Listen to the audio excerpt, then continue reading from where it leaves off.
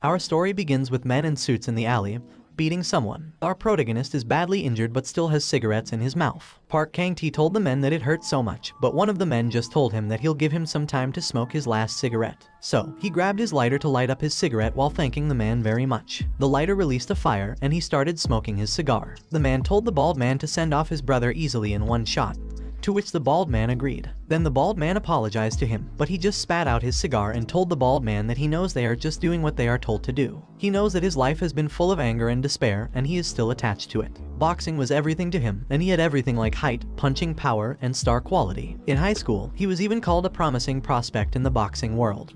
But he couldn't ignore the provocations that came his way because he couldn't control his young blood. He was told that he could never box again and was shut down. He thinks there must have been other ways, and he might have been able to make a comeback because he knows that, at the very least, there was a way to make a living as a boxer. But he also knows that it is useless to regret it now. Still, if he had the chance, even just once more, he wants to do boxing one more time. Suddenly, he heard someone telling him that he was ashamed to be a boxing apprentice like him. But then someone called him Callie to wake him up and asked if he was dead. Then someone shouted that they didn't care if he died and that they should go, making him wonder who it was. 3 boys were panicky, running away, leaving a young man bleeding on the ground. The young man's eyes were empty, but then they woke up when Kang-tae's soul entered the young man's body, and he sprang up to catch his breath. Then he looked at his shaking hand, wondering what it was, knowing that he definitely died from being stabbed, and who was that body? A few days later, the man told the men that the losers of the match go to the mine. But if they won, they stay there in that August boxing apprentice school. The instructor named Nixar also told them that if they didn't want to go to the mine, they should train like they were going to die and listen carefully to the pairs he was assigning them to now. Then Nixar begins pairing Torres and Meros, Undat and Bizon, Kizo and Damien, Johnny and Caesar, and lastly, Slit and Callie. Then told them that the pairs called now would have a match in a week. The huge men laughingly replied to Nixar that it was clear, but the skinny men asked their captain if he was telling them to die. Kang-tae, who reincarnated as Callie, knows that Nixar called the inferiors against the superiors, and he can see Nixar's intention. The mine is a dangerous place where many people still die from accidents or lung disease in the 21st century, and the environment there is even worse. So he knows that he must avoid going to the mine at all costs. Suddenly, Nixar called his name, making him jump in shock, and told him to follow him because he had something to ask him to do separately. One of the superiors asked if Callie was getting special treatment again, and the other superior furiously replied that Callie is a jerk who can't even keep up with training. On the other hand, somewhere else, Nixar told him that he had submitted his name to the owner for discharge. He asked Nixar if it was true, but he was surprised that he was calm. Nixar told him that he was not a boxer and he had a small build, so the same goes for the mine. He'll die soon, making him think that with a body like his, he'll die in less than a year. Then Nixar told him that he'd recommend to the owner that he be sold to a different master, but he told Nixar that he'd go to the match in a week. Nixar asked him if he is really Callie because if it was usual, he would have already cried and cried, but he firmly told Nixar that he will definitely become a boxer. Then he confidently glared at Nixar, making Nixar smile, and told him that if that's the case, he wouldn't say anything more, but if he changed his mind, he could come to him anytime. Then he silently walked outside, thinking about Nixar, questioning if he is really Callie. But he knows that he is not because until recently, he was a gangster named Kang-tae who lived on Earth. He got a second chance as a boy named Callie, which is the opportunity to do boxing again. But he knows that his current body is frail with weak bones and insufficient stamina. His growth spurt is late, and his punches are weak. In addition, it seems that Callie has been subjected to a lot of bullying, and it must have been because of that frail body that it wasn't seen. This makes him wonder why he got a second chance with that body. Suddenly, someone called him from the side, and the superiors were glaring at him, making him realize that it was starting again. Then Slit punched his face and kicked him away while telling him that he has never liked a bastard like him. The fact that the instructor took him in as an exception is also a problem. Then Slit asked him what he was bragging about, his father being a champion, and told him that he should just die because he was just a weak, insignificant bastard. The other man who was looking at him thought he was pathetic, but then they noticed that he was still standing up, making them can't believe it because they know that Callie would have been beaten to a pulp if it was usual. While he was wondering how pathetic the owner of his body must have been, Slit teasingly told him that he only had to look at his face for a week, but he agreed and jokingly told Slit that it was because he was going to be dragged to the mine. This made Slit angry, and he launched his fist to punch him again. He was stunned, realizing it was a massive fist, and with his current body, it was impossible to dodge it. He wondered how he could dodge it, but then he was surprised to see the fist slowly approaching him. Seeing it coming, he managed to dodge the punch in time, and he wondered if he had truly dodged it. The man who was observing them was also surprised and wondered what was happening. Slit became even more furious because he had avoided his attack and launched his fist once again. It was clear that he could see the trajectory of the fist, so he dodged the attack once more and skillfully avoided other attacks while getting closer to Slit, as he could also see when the guard was down. Then, he punched Slit's chest, making Slit stumble back, and the other superiors were shocked. but Slit grabbed his shirt and aimed for him, angrily calling him a weakling, then launched his fist toward his face, hitting him hard. After this, the superiors walked away with Slit telling him that nobody liked him being cocky. The man who had been watching them from the start observed for a while and then turned around to leave, leaving him alone on the ground, badly injured. However, he smiled and laughed heartily. He wondered why he hadn't noticed until now that something as important as body weight in boxing was eye-hand coordination and reflexes. The hand-eye coordination that can see every grain of sand that falls and follows its movement, and the reflexes that dodge all the punches. He knew he had a pretty useful corner and swore that he was not going to the mine because he would win and survive. 20 years ago, there was a rising revolt of the armored gladiators, and it was a challenging situation that even regular troops struggled to cope with. The kingdom, which had barely suppressed the rebellion, later abolished the slave gladiator system, and that's how fighters were born. He found out that in this world, the audience only took pleasure in fights where opponents were destroyed with fists. Moreover, his current body made it easy for him to get injured. A man told him that if he was already exhausted, he could run slowly, but he replied with a cough, insisting that he was fine. He knew that he had to do everything to survive because in that place, lacking strength meant certain death. Moments later, Nixar shouted to them that it was over and they should stop. This left him catching his breath in exhaustion, feeling frustrated, knowing that he could run better when he was drinking alcohol or smoking. On the other hand, Nixar, who observed him, wondered how the kid who always lagged behind was now in the middle of the pack. If Callie had been like this before, they wouldn't have let him go, making Nixar wonder what had happened to Callie. Then Nixar overheard one of the men asking his friend why Callie had run with all his might today after getting beaten up. The friend inquired back if he thought Callie was acting a bit strange after his head got hurt. Nixar asked them what they meant by Callie's head getting hurt, leaving the two men shocked. He inquired further if Callie got beaten by another group, and the men replied that they believed Callie got beaten harder than usual. They thought Callie was dead because he was bleeding from the head, nose, and more. Nixar wondered if it was changing Callie because he felt the specter of death. He knew they needed to wait and see a little longer, so he ordered the men to run 50 more laps, to which they immediately replied yes. In the afternoon, during individual training, Callie noticed that everyone was working hard to avoid going to the mine. He realized he had to work just as hard, but he understood that the training was ineffective. It was impossible for him to inflict significant damage with his current body. He knew he had to aim for a crucial area like the jaw because a well-placed jaw hit could shake the skull and make opponents fall. He needed to perfect his aim for the jaw. A man asked him what he was doing, and he replied that he was in the middle of training. The man questioned why he wasn't training like the others in their training camp. Callie suggested they train in a different style, similar to what they did in their training camp. The man called him cheeky and reminded him that they had been fighters even before he was born, so there was no value in ignoring the veterans. Callie knew that in that place, boxing was of the slugger type, much like a heavyweight fight in his world. He used to train with that style, but regular training wouldn't help his current body. The man told him to pick up the log and repeat it again and again. But then someone grabbed the man's shoulder and asked him to wait a minute. Then, Nixar asked Callie if he was learning it from his father, to which he nodded in agreement. Nixar told him that if that was the case, he could use that style in their training camp, and if it was the champion's style of training, there was something to learn from it. Then Nixar told him that he could keep that, and he agreed. Nixar thinks Kaviran is a champion, but he wasn't a boxer, and he wonders if Kaviran teaches Callie any other training methods. He also thinks that Callie must have changed after that day, and now Callie feels different. When the sun was about to set, he leaned against the tree tiredly, realizing that he couldn't handle it because he was weak. Then his stomach growled, making him feel hungry, and he craved something sweet. He noticed something above him and saw that he was leaning against an apple tree. He bit into one of the apples and exclaimed that he felt alive. But then someone asked him what he was doing there, and he was surprised to see a noble lady looking at him. He tried to say something, but he was too nervous. The lady told him that if he didn't have an explanation, he should pick an apple for her and come down because she wanted to eat one too. He immediately climbed down and gave her an apple. She took a bite and praised him, then asked him if he wasn't a slave in the training camp and if he didn't know that it was a noble family garden. She reminded him that if he got caught, he would be punished. Shatteringly, he replied that he really didn't know, knowing that if he got hurt, he couldn't compete. She smiled and introduced herself as Azalea Aegis, and her father was Baron Gadolf Aegis, who is his master. She ordered him to say his name, and he replied that he was Callie. She told him that she'd pretend she didn't see what he was doing today because he gave her that apple, but if he got caught again, she'd swing the whip herself. Then she ordered him to quickly leave that place before the others saw him, to which he thanked her and immediately ran away, thinking that it was a close call. Azalea watched him running away and noticed that he was small and looked weak for a boxing slave. Then she looked at the apple that Callie gave her and ate it while thinking about his name. The next day, Callie was busy training alone with his hands while the superiors were training using the log on the side. Slit noticed that Callie had changed and was attracting everyone's attention with his unconventional training. He also remembered that last day, Callie even hit him, and he knew that if it continued, it would be the end. This made him furiously throw the log he was carrying and ask one of the superiors if the instructor was supposed to come. The man replied that the master called them, so they left. Slit smiled upon hearing this, thinking that there was no harm in testing the opponents in advance. He told everyone that he had to show them who's the boss. Then, Slit was about to grab Callie from behind, thinking he'd start with Callie's annoying face and planned to smash Callie to the ground. However, Callie ducked in time to avoid it. He turned around to face Slit and launched his fist towards Slit's jaw, but he stopped in time and surprisingly apologized to Slit.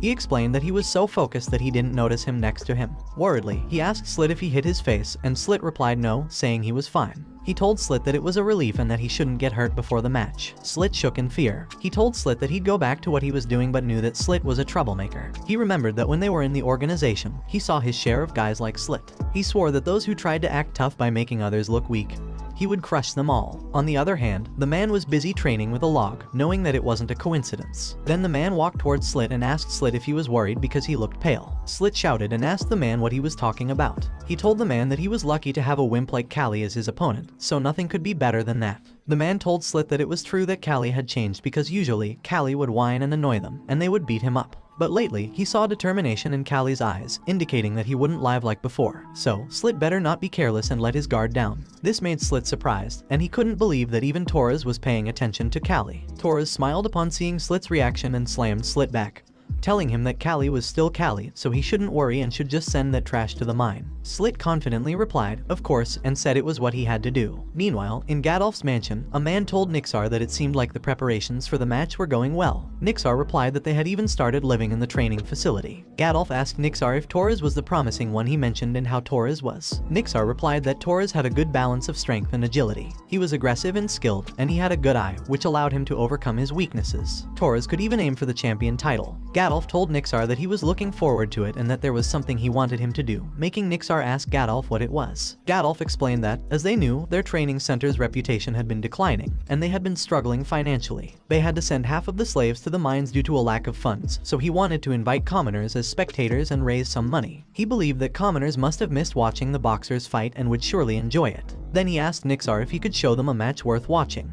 Nixar replied that he could, all while thinking that Gadolf was his master, but he considered Gadolf incompetent. Nixar knew that the reason the training center's reputation had fallen in the first place was due to Gadolf August Baron's greed. Gadolf had been running the training center for 15 years, and for the first 5 years, he was able to maintain it with the boxers he inherited from his ancestors. However, for the next 10 years, he forced them to fight too much, and they died out. August's territory was barren and had little farmland, so he had been relying on the training center's income to support his family, but now it was not enough either. Nixar thought about how things might have been different if Gadolf hadn't sent young boxers to the Kingdom Boxing Tournament 2 years ago. Then he remembered a man who had promised him that he would definitely win. But that man had died, making him frustrated. He thought that if Gadolf hadn't done it, the training center might have had a chance to rise again. Azalea told her father that she wanted to watch the match too and asked if he could prepare one more seat for her. Gadolf asked her what it was for and questioned whether she had not said she hated it because it was barbaric. She replied that sometimes she thought barbaric things were okay too.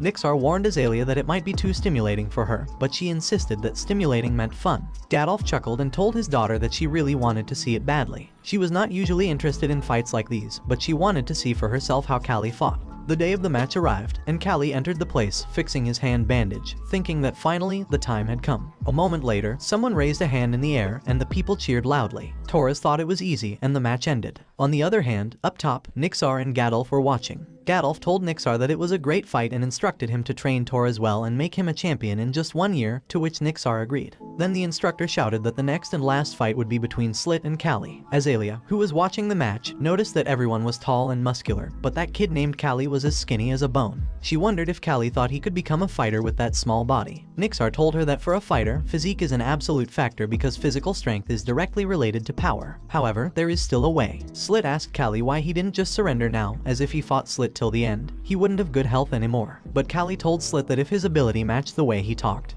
he'd already be a champion. He knows it's not that simple, and he can't find a place to hit Slit. He understands that the most significant challenge is the difference in physique. It won't do any good damage if he hits Slit's torso with his fist, so he needs to target Slit's jaw. To do that, he needs 2 things. Slit launched his fist to punch him, but he dodged it. He thought that first, he needed to make Slit's upper body bend like it was now. He continuously avoided Slit's punches, making the people watching shout at him furiously, telling him not to just run away and calling him a scaredy cat. They asked him what he was doing. Slit thought that by getting provoked by the viewers, he had almost lost all his stamina, but he wondered why Callie was fine. Then Slit launched his fist at him once again, calling him a small bastard. Callie was surprised, but he knew that it was part of his plan. He made Slit keep attacking him, which caused Slit to lose most of his stamina faster than Callie, who was just avoiding the attacks. Second, when Slit would lose his guard, he could strike his jaw. But then Slit grabbed his shoulder and launched his fist at his side. Callie was surprised because it was cheating. Slit's fist hit his side, and a few of his ribs broke. He shouted in pain and fell to the ground. The people cheered for Slit, while Callie wondered if everyone knew Slit was cheating because Slit had grabbed him with all his fingers, not his gloves. The instructor began to count down, and he thought that he never expected this to happen. He wondered what he should do. When the instructor counted down to 3, he pushed himself to stand up. Fortunately, he managed to get to his feet in time, although he wondered if his ribs were broken and how many were affected. However, he knew that wasn't the problem for now. The instructor asked him if he could still continue the fight, and he thought that he had already died once, so he would survive now. Slit told him that he'd regret standing up, but he just glared at Slit, knowing that his ribs were already broken, and he couldn't move freely. Then Slit launched his fist toward him again, making him think that it was the worst situation, and now that it had come to this, he would do whatever it took. He met Slit's fist using his head, causing Slit to shout in pain. Slit was surprised, and his hand was hurt too. He launched towards Slit, realizing that he needed to attack him. Slit, angrily, was about to attack him again, but he dodged it and saw that the chance was now his. He punched Slit's jaw with all his might, making Slit stagger back a little. But Slit just smiled at him and asked if he thought only one of his punches would kill him. Suddenly, Slit collapsed and fell to the ground. The instructor began to count him down, while the viewers were shocked and confused. When the countdown reached 0 and Slit didn't stand up, the instructor announced that the winner was Callie. The viewers were astonished and asked what was happening, but he was just glad that he was still alive.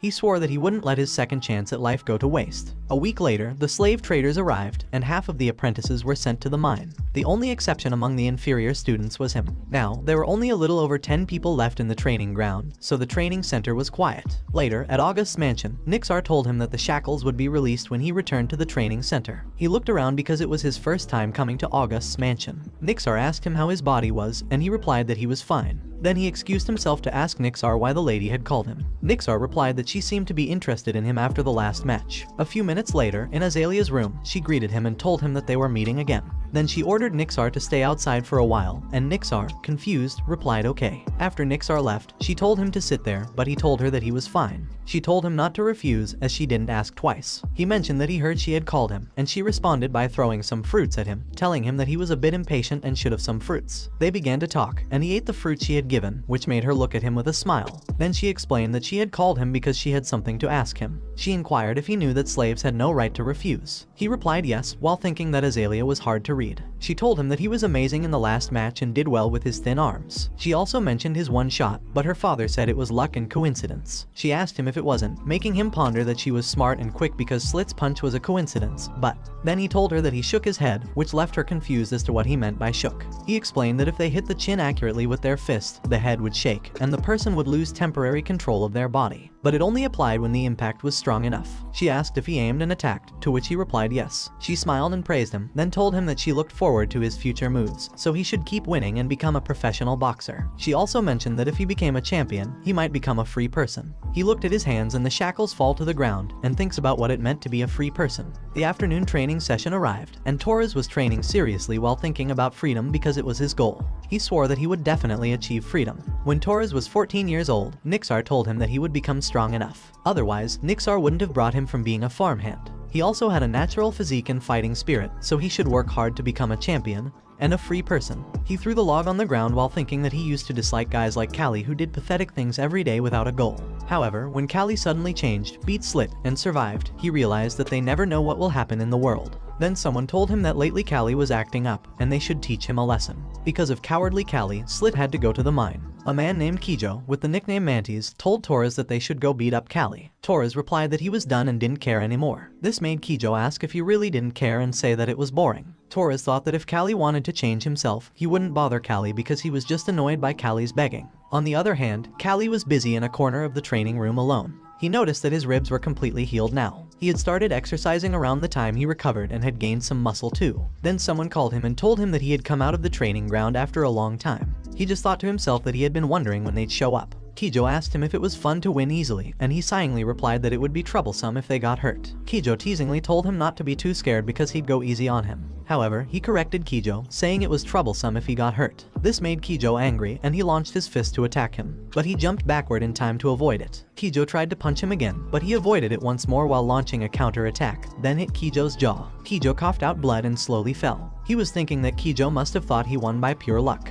Then he told them in his mind that they were overconfident. With tall height and overwhelming reach, it felt like facing someone with a spear. His long jabs and punches made it nearly impossible to approach. He knew that having a long reach was a significant advantage, but Kijo had a large movement and a bent swing that didn't allow him to take full advantage of the reach. It meant that Kijo was essentially a big punching bag. He understood that he shouldn't give Kijo any breaks and needed to maintain the pressure, so he continued to punch Kijo. However, two more men suddenly appeared behind him, ready to attack. This surprised him, but he managed to avoid their attacks, wondering if the three of them were coming at him. Kijo told him not to get cocky with the punch he had landed by chance. Frustrated, he asked Kijo if he was resorting to numbers because he was at a disadvantage. This enraged Kijo, who tried to punch him, but he skillfully avoided it. Unfortunately, another man knee him from behind, making him realize that they were willing to gang up on him to maintain their self-esteem. He fell to the ground and looked up at them, recalling that he hadn't been much different from them before. Torres stood up and said that he couldn't stand it anymore. He asked Kijo why he was making a fool of himself in a one-on-one fight and told him that if he wanted to gang up on someone, he should have done it from the start. Kijo asked Torres why he was on Callie's side, and Torres replied that he didn't take anyone's side.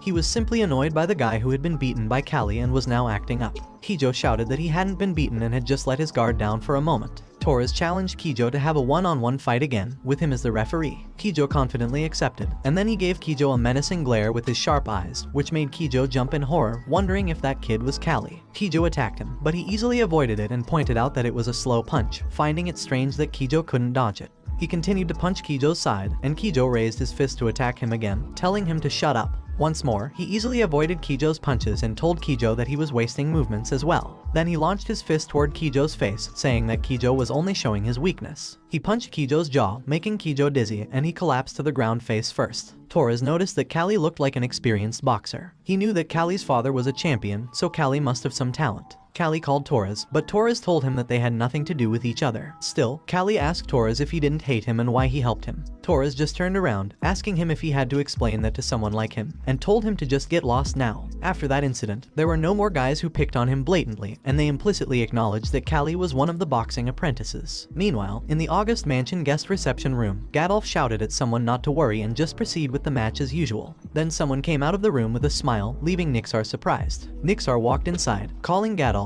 and reminded Gadolf that he had told him to refuse that match because they only had apprentice boxers on their side. But Gadolf angrily asked him if he could stand it and told him that Dorman hadn't brought any proper boxers, so they might win if they did well. Nixar told Gadolf that there were two ways to handle it, either prepare the best members and fight, or send out a sacrificial lamb for the next round. But Gadolf angrily ordered him to pick the best three and come because he wanted to see Baron Dorman lose his temper. Nixar wondered how much more Gadolf had to ruin the training center before he came to his senses. He realized that if aces like Torres became disabled, the training center would be in jeopardy. He also noted that they had 3 days left to train the aces and prepare for the upcoming match. Later, Nixar called Torres, Kijo, and Callie to inform them that he had decided to train them and put them in a match against Dorman's training camp in 3 days. He chose them because they were the ones whom he and the other instructors believed were the best. Torres asked Nixar if he thought the team he was assembling would win, and Nixar remained silent for a moment, thinking about Gadolf. Finally, he told them that they had a ridiculously small chance of winning. Worried, Kijo asked Nixar if they would die if they lost, and Nixar replied that Gadolf wouldn't let them die because they were his property, but the opponents could certainly break their bones. He asked Nixar if he had called them because he believed they could win, but Nixar just told Torres that he would practice sparring with the other instructors repeatedly to gain more experience in the next 3 days. Torres nodded in agreement. Then Nixar told Kijo that he should find a way to handle his fear and train his mentality.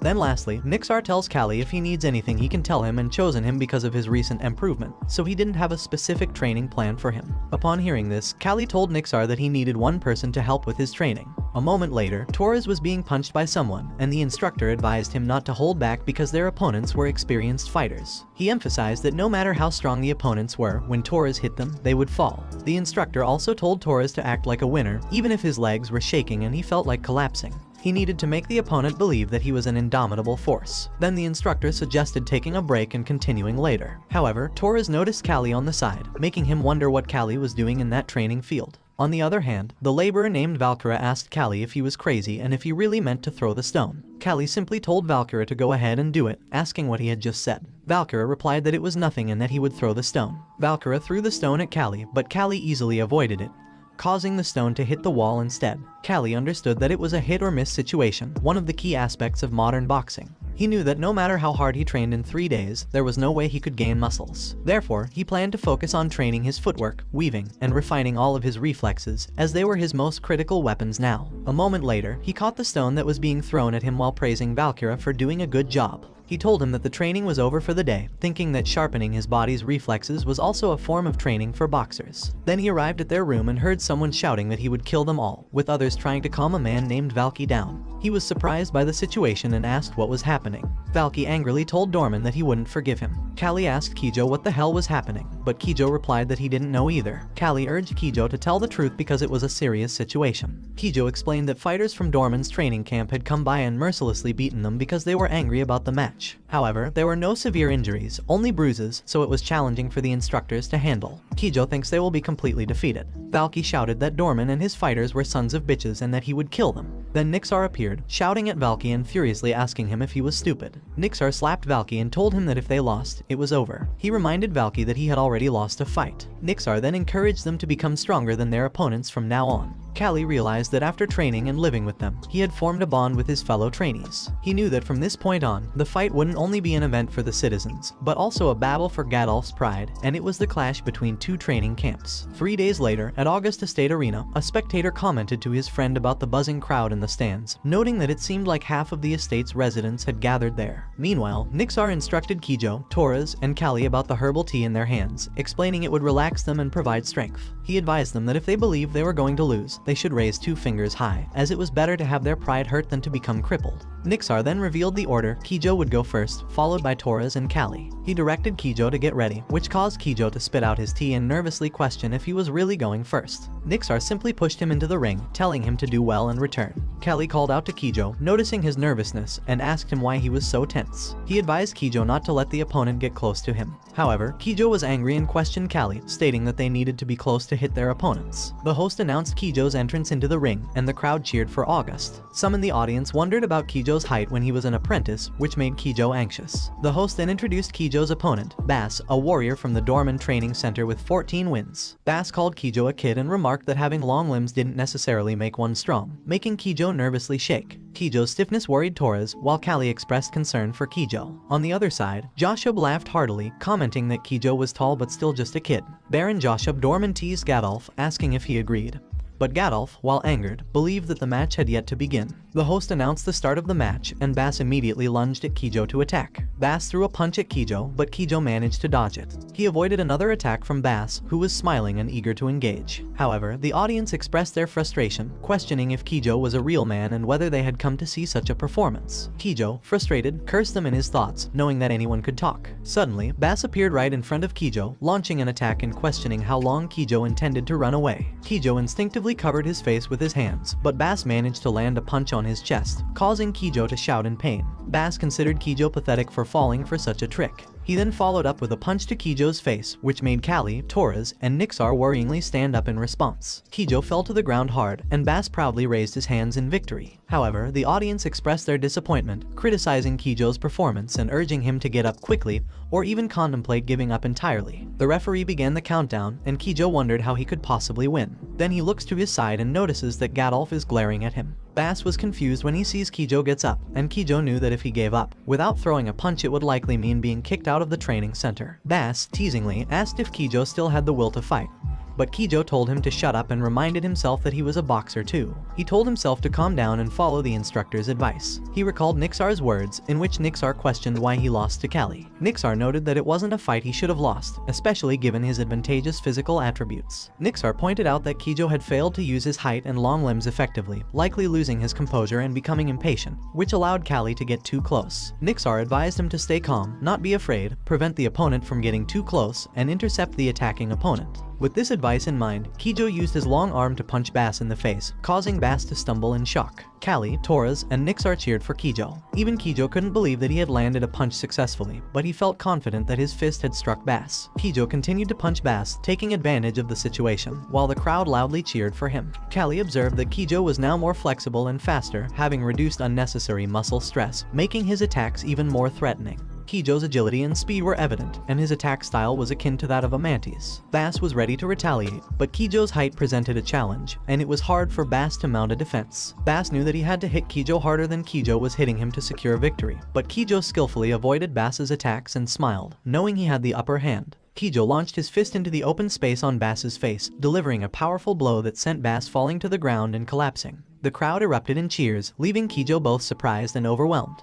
He immediately looked for Nixar in the audience, and upon seeing Nixar nodding and smiling, Kijo raised his hand with tears in his eyes and jubilantly shouted that he had won, prompting more cheers from the spectators. Gadolf teased Joshub about their apprentice's victory and asked if Joshub had seen it. Joshub responded with frustration, reminding Gadolf that they still had 2 fighters to compete. Gadolf instructed Valkyra to convey a message to Nixar, emphasizing the consequences of losing and mentioning sending the losers to the mine. Valkyra delivered Gadolf's message, leaving Nixar frustrated. Nixar then informed Callie and Torres about Gadolf's threat, assuring them that he would persuade Gadolf later and suggesting that if they felt in danger, they should surrender immediately. However, Torres confidently declared that there was no need for Nixar to persuade Gadolf, as he would win. Callie noticed Torres' determination, but he also realized that Malga, Torres' opponent, was on a different level than Bass. Soon, Torres and Malga faced each other in the ring. Malga offered Torres advice, noting that he was different from Bass and suggesting that Torres give up to avoid getting hurt. Torres responded by telling Malga not to say anything and challenged him to fight. When the referee initiated the match, both fighters immediately launched their fists at each other. The audience, including Callie, was shocked to see both Torres and Malga landing simultaneous punches on each other, resulting in blood being splattered around the ring. Unfortunately for Torres, Malga's strength proved superior, pushing him back. Despite the odds, Torres managed to hold his ground and exchanged punches with Malga once again, creating an exhilarating moment for the audience. Torres, with a smile, asked Malga how many hits he had taken, trying to project confidence even if he was on the verge of exhaustion. Malga acknowledged that Torres was used to facing more active fighters but vowed not to let him win. He then launched another attack, deliberately using his elbow to hit Torres, which led to Torres bleeding. Torres confronted Malga about the elbow strike, calling it cheating. Malga brushed it off as an accidental outcome that often occurred during matches. Despite this, Torres wiped the blood from his head and replied, "Okay," while secretly seething about how the situation had unfolded. Malga thinks 18 fighter collapsed into his hands, and although he failed to become an A-class fighter, he was still proud to be a veteran. But Torres was only an apprentice fighter, making him wonder why isn't Torres going down while Torres attacked him. The audience happily cheered and shouted that Torres was no different from a wild boar. Callie knows that Torres is barbaric but is incredibly strong and noticed that the level between Torres and Malga are different. Torres launched his fist toward falling Malga and hit him in the face hard, making Malga blood spread out everywhere and his few teeth were pulled out.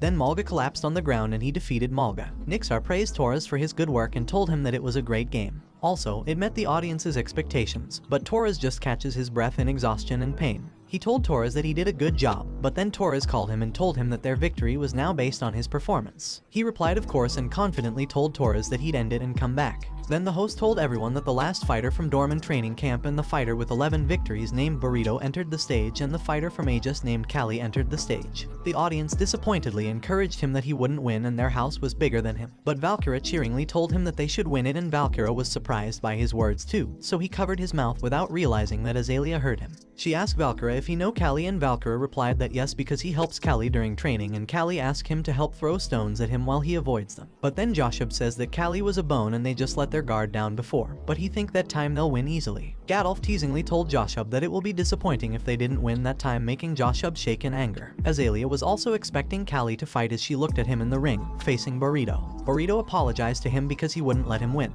Then, Burrito swiftly jumped toward Callie and appeared in front of him, taking him by surprise. However, Callie managed to jump in time to avoid Burrito's attack, realizing that Burrito was faster and more dangerous than he had expected. He quickly jumped to the side to gain a better position, but was surprised to find that Burrito was blocking his movements. Realizing that he was cornered, he launched his fist to attack, knowing that he needed to escape at any cost. He landed several punches on Burrito, but Burrito told him that his punches were weak.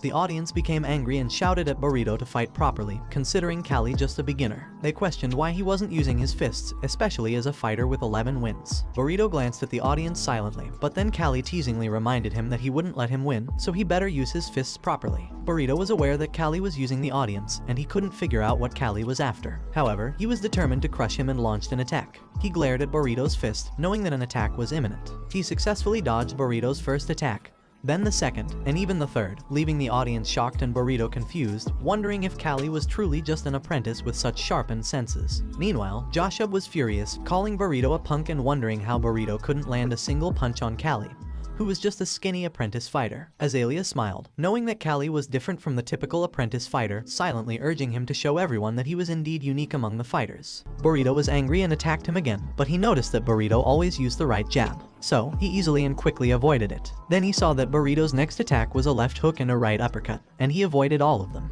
He remembered Valkyra asking him why he was avoiding these punches, but he asked Valkyra if he wanted him to get hit all the time. He told him to look at his body and explain that if he got hit by those punches, he'd break into pieces. Valkyra told him that it wasn't what he meant. He explained that in the end, if he didn't punch his opponent, he wouldn't win. He explained to Valkyra that he would avoid the punches while waiting for the perfect time. This made Valkyra confused, and he asked what he meant by the perfect time. He replied that it was about watching his opponent's movements and analyzing their patterns. He figured out that Burrito would first prepare his foot for a step, move his upper body for a punch, and then he analyzed his shoulder, chest, and waist before he was ready to attack. He didn't know if his fragile body could endure the hit, but he was confident that his experience and body sense could help him win. Then, he punched Burrito in the face, making Burrito's nose bleed. He followed it with a punch to Burrito's cheek, not giving Burrito a chance to recover. The audience, Nixar, and the masters couldn't believe that he had hit Burrito for the second time. Valkyra was also surprised, thinking about analyzing patterns because he saw that Kang-tae had really done it. Burrito was on his knees, wondering how it could happen. He told Burrito in his head not to stand up because he couldn't use his right hand anymore, and that he should give up so they could move forward. However, Burrito furiously slammed his hand on the ground and stood up,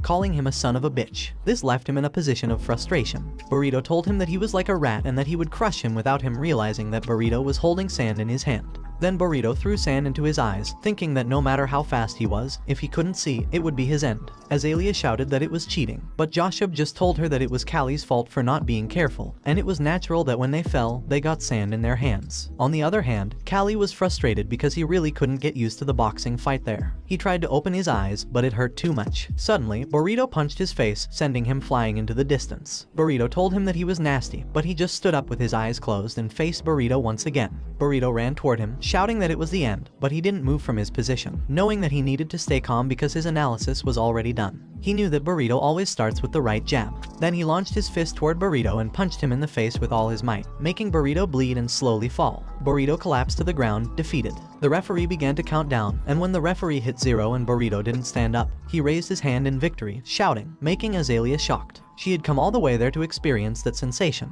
Nixar patted his head and proudly told him that he couldn't believe they had won. Therein Joshua Doryman, whose pride had fallen, left the territory quickly, and Gadolf, who felt joy, gave them 3 whole pigs as rewards. 2 months later, the harvest season had come. Kijo put down a box of vegetables on the ground and angrily asked if they were farmers or fighters. He told Kijo that he was complaining too much and should think of it as strength training. Also, Kallie's body had gone through many changes. A moment later, he placed the last box of vegetables on the table, and the farmer smiled, telling him he did a good job. The farmer suggested he take some with him, to which Kang-tae thanked him. Then, the farmer asked if they were going to the harvest festival of Duke Wesley, and Kijo replied no because they were still apprentices, so they had to wait another year to go. The farmer said it was too bad because he wanted to see their matches again. He asked Kijo what they were planning to do at the harvest festival as he waved goodbye to the farmer. Kijo responded by asking if he was silly and explained that the highlight of the harvest festival is boxing, and their master is one of the Duke's relatives. Kijo further mentioned that Dorman and August were competing under his sponsorship, with Dorman currently having the upper hand. He pretended to remember, but Kijo teasingly asked him if he'd been hit on the head hard before. Kang-tae then glanced back at the mansion, realizing it had been a year. Meanwhile, in August's mansion reception room, Nixar tried to persuade Gadolf to give him 1 more year. He told Gadolf that the last match was well prepared but that he was lucky. Gadolf, in response, mentioned that a letter had arrived from the Duke's house, and they must have heard about their last victory. The Duke wanted to see the 3 apprentices, and if they refused, it wouldn't be good for them. Nixar understood that Duke Wesley was one of the 5 dukes in the kingdom, and they couldn't possibly refuse. He replied, "I understand." Gadolf told him that they would depart for the Duke's house with an escort the day after tomorrow, so they should get ready. From now on, those three were official boxers, so he should mark them. A moment later, Callie felt that the mark on his shoulder was still sore, but as long as he could box, it didn't matter. Then, they continued on their journey. Suddenly, someone congratulated Callie for becoming an official boxer. Azalea told him that thanks to him, she could walk alongside the nobles. He asked her if she was talking about him, and she replied yes, for which he thanked her. She stared at him, making him confused, but then she told him that he had changed a lot and should show his training results at the Harvest Festival. Kijo asked him if their lady wasn't pretty and mentioned that her red hair and full lips showed her beauty from afar. Callie remembered her expressions and realized that she was indeed pretty. Torres told Kijo to watch his mouth unless he wanted to face their master's anger, but Kijo asked Torres what he was so worried about and suggested that Torres actually liked him. This made Torres angry and he attacked Kijo from behind. Kijo told Torres he got the message, defeatedly. The knights told them to be quiet. The night arrived, and the captain of the knights told everyone that they should stop there to take a break and then leave.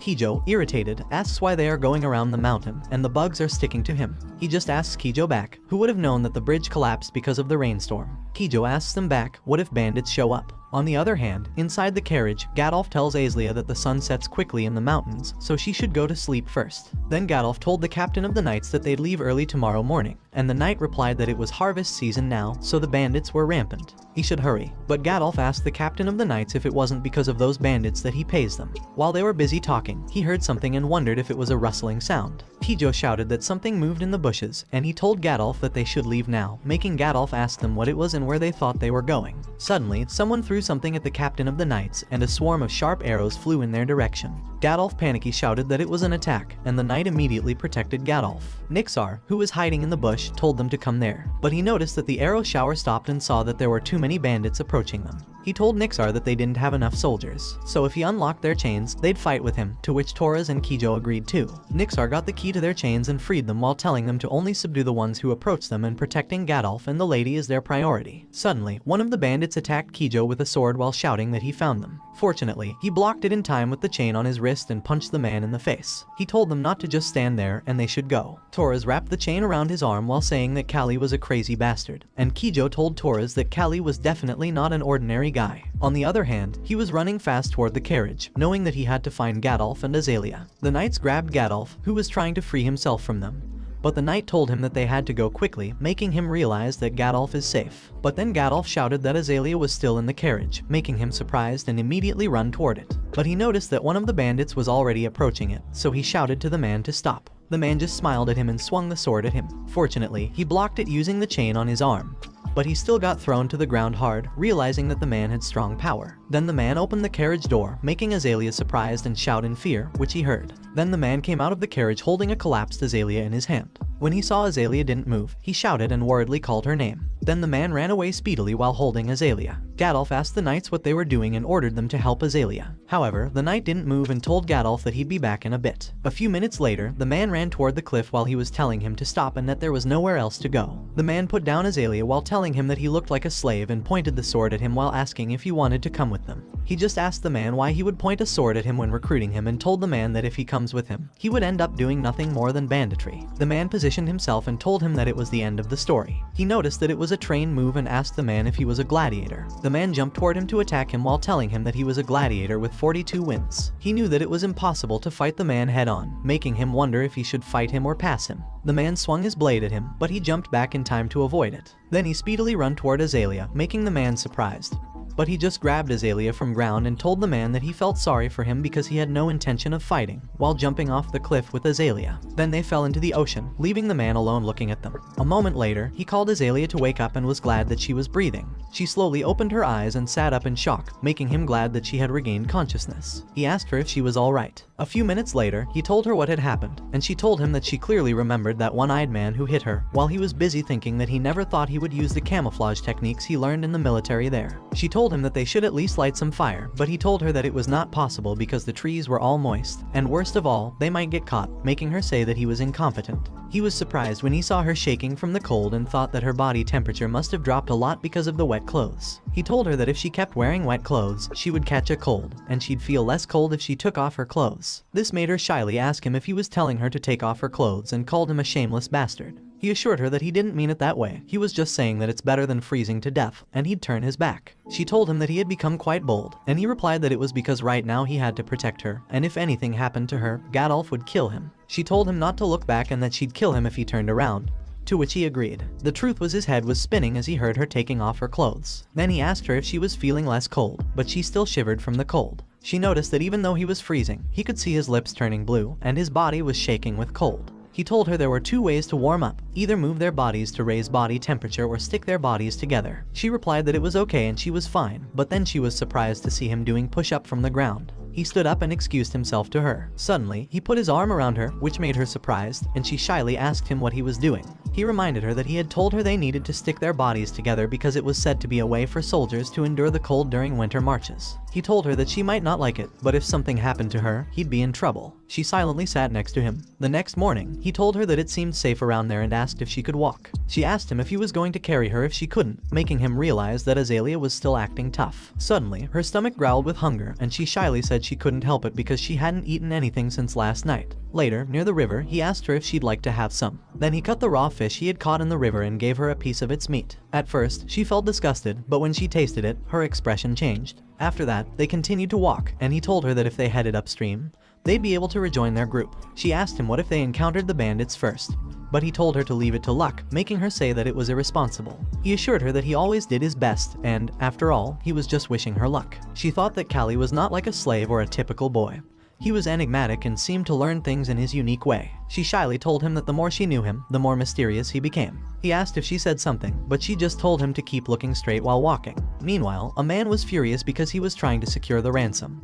But that little bastard appeared. He swore that he'd kill him if he saw him again. Suddenly, the man heard footsteps from behind, and he immediately stood up upon hearing someone saying that they would meet the soldiers soon. Then the man opened the grass in front of him and saw Azalea, telling Callie that it was the third time she had heard that sound. The man thought it was a heaven-sent opportunity. Callie and Azalea were surprised when they heard someone saying that they said even tigers would come if they told them to. The man told Callie that it was really nice to meet him. He faced the man to protect Azalea, and the man asked him if he was planning to fight him without even a weapon, calling him a laughable bastard. The man was surprised to hear the man tell him that he'd kill him and take that special prize. Then the man asked Azalea why she didn't have a chat with him before he sold her, making her shake in fear. He told the man that he was dreaming too high and asked him who said he was going to let him take her. He thought that the chains had floated away when he fell into the river, so depending on them was impossible for him. The man teasingly called him a little boy and told him that they should cut him down first. Then the man swung his sword toward him, and fortunately, he avoided it, but it cut his hair and his clothes. The man told him that he was fast and teasingly asked him how long he could avoid it. Then the man continuously attacked him with the sword, and he continuously avoided the strikes. However, when the man turned his body around, he didn't dodge the man's kick because he didn't expect it, and he slammed onto the ground hard, making Azalea worriedly shout to him to watch out. He was surprised that the sword was near his face, but luckily he rolled to the side in time to avoid it, and he immediately stood up. He realized that the sword had high killing power and long range, but he already knew about the law of destruction. He knew that against a player with long arms, guns, and knives, if he wanted to win with his bare hands, he had no choice but to move forward. The man teasingly told him that he understood that he was sticking his neck out, but Azalea knew that the man was wrong. The man swung his sword at him, but he speedily jumped to the man's side to avoid the attack and found an open space. He then punched the man's side, making the man growl in pain. The man swung his blade toward him in anger while shouting that they should take it to the end. He jumped backward to avoid it, knowing that what he needed now was the courage to face the blade, and his nose was lightly cut by the sword. He also knows that he needs determination to move forward. The man once again slashes in his direction, but he jumps to the side, and the man notices that he is aiming for his blind spot. Then he punches the man in the jaw, making the man cough up blood. Straight away, he grabs the man's shoulder and slams him hard on the ground, making the man shout in pain. He doesn't stop and punches the man in the face, elbows the man, and continuously punches him until he's exhausted and can't move anymore. He leans against a nearby tree while the man is badly beaten near another tree. The man still tries to grab his sword next to him and furiously swears that he'd definitely kill Callie. Then a shadow appears in front of the man and grabs his sword, making the man panic. Azalea lifts the sword and says that the man tried to disgrace her, and then she stabs the man with the sword, leaving Callie surprised. Shakingly, she tells him that even killing the man 100 times is not enough, which leaves him stunned and realizing that Azalea is not normal either. After dealing with the boss, they were found by the rescue team and were able to return safely. Nixar, who was applying ointment to his cut, told him that he was lucky because if he had cut a little higher, he would have been blind.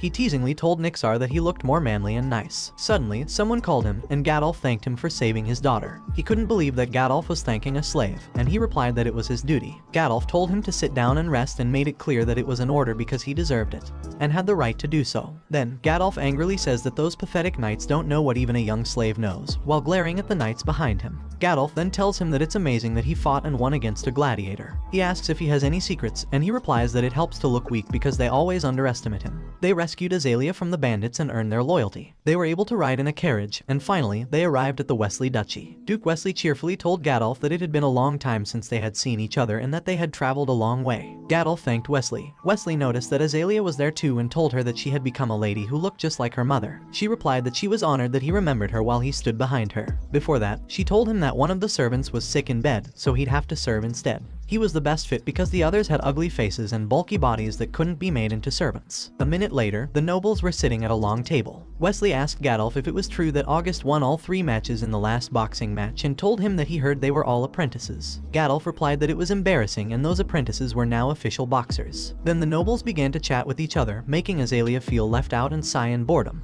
Then she whispered something to her father and ordered Callie to follow her, making him surprised but replying with a yes. Later, they were out on the street, and she said that she thought she was going to suffocate and die. She told him that she didn't want to come in the first place, so they should let them talk among themselves. He told her that she looked unhappy. She told him that her father is obsessed with finding her a husband and asked him if it isn't horrible to be tied down at a young age. He told her that what he thinks doesn't matter, making her sigh. Then she saw 2 candies and gave one to him, asking if he had never tasted it before, making him realize that he hadn't eaten anything sweet except fruits since he came to that world. He put the lollipop in his mouth and told her that it was delicious. She beautifully reminds him that she told him, and he shyly replies with a yes. He thinks that she was born with beauty, otherwise she wouldn't get so much attention. But then he notices an old woman and wonders why she is staring at him. The old woman asks Azalea if she can read her fortune, and he tells her that they should go, but she replies no because it sounds fun, and she has never had her fortune read before, so they should go see it. Then they follow the old woman, who is laughing and telling her that she'd give her a cheap price. Azalea looks around and excitedly says that it's the gypsy tent she had only heard of, while he is busy wondering what the old woman is up to. The old woman tells Azalea that her life is not sailing smoothly and there will be many twists and turns. She replies that it's good and it would be boring if her life were like everyone else's. Then she also tells the old woman to look at her marriage or love fortune, too, making Callie realize that whether it's there or on Earth, fortune telling can drive people crazy. The old woman tells her that her partner might be close by, but she won't be able to have the love that everyone blesses her with, making her blush and leaving Callie confused. Then the old woman offers to read that boy's fortune for her as a service. He initially replies no and says he's fine. She tells him not to be cold and that it's for free. Also, he has nothing to lose, so he sits down, and the old woman begins to read his fortune using the crystal ball. The old woman sighs and tells him that he has come from very far away, from a place that people there can't even imagine, making him surprised. He asks the old woman where he came from, but the old woman replies that she doesn't know it and she just says what she sees. Azalea asks the old woman what she sees, and she replies that she sees a metal that flies in the sky, a carriage that moves without a horse, and a human inside a box. He stands up in shock, wondering what the old woman is saying and if she sees a glimpse of his past. The old woman told him that there was an unusual energy hanging over him, and he seemed to have an angel by his side. Azalea told him that he had the fortune to become a fighter, and maybe that's why he had won so far. He told her that it was just a superstition, and if she believed it, she would be a fool. She poutingly looked at him and said she also knew that, and he should not cross the line because he was just a slave. Panicky, he apologized to her, while the old woman couldn't believe that he was just a slave because she knew that a man with that kind of energy wouldn't end up just becoming a slave. In the next 3 days, he needed to soothe Azalea's anger, and finally, he went back to the slave dorm. He thought he could train as soon as he arrived, but the knights teasingly asked him if he was a real fighter because he was a skinny guy. They told him that even his dog could be a fighter, making him wonder why these guys were picking a fight with him. He asked them if he could just go in, but one of the knights told him that he would if he crawled under his foot, while the other one laughed hard. He asked them if they had ever been hit by a fighter and told them to stop picking a fight with him. One of the knights got pissed and asked how a slave like him dared to be arrogant, then launched a spear at him. But then someone shouted at the knight to stop and asked what it was. The knights were shocked to see Wesley behind him and asked Wesley how a slave could come to a citizen's place. Wesley told them that Callie belonged to his customer, Baron Ajust, and asked them if they wanted to stain his face, leaving the knights stunned in fear. Wesley told him that when he first saw him, he didn't believe he was a fighter and asked if he was one of the fighters who defeated Dorman's fighter. He replied yes, but he jumped in shock when Wesley touched his body and told him that his shoulder muscles were strong. Still, he didn't believe he was one of the fighters who defeated them. Then Wesley asked him what he was hiding, making him in shock. But Wesley quickly smiled and apologized to him, saying he was just really excited to meet one of the fighters. Then he told him that he'd stop now before it got boring. Wesley walked away, telling him that he would see him at the match, leaving him wondering what the hell it was. Later, in the accommodation for the slaves and fighters, he was training.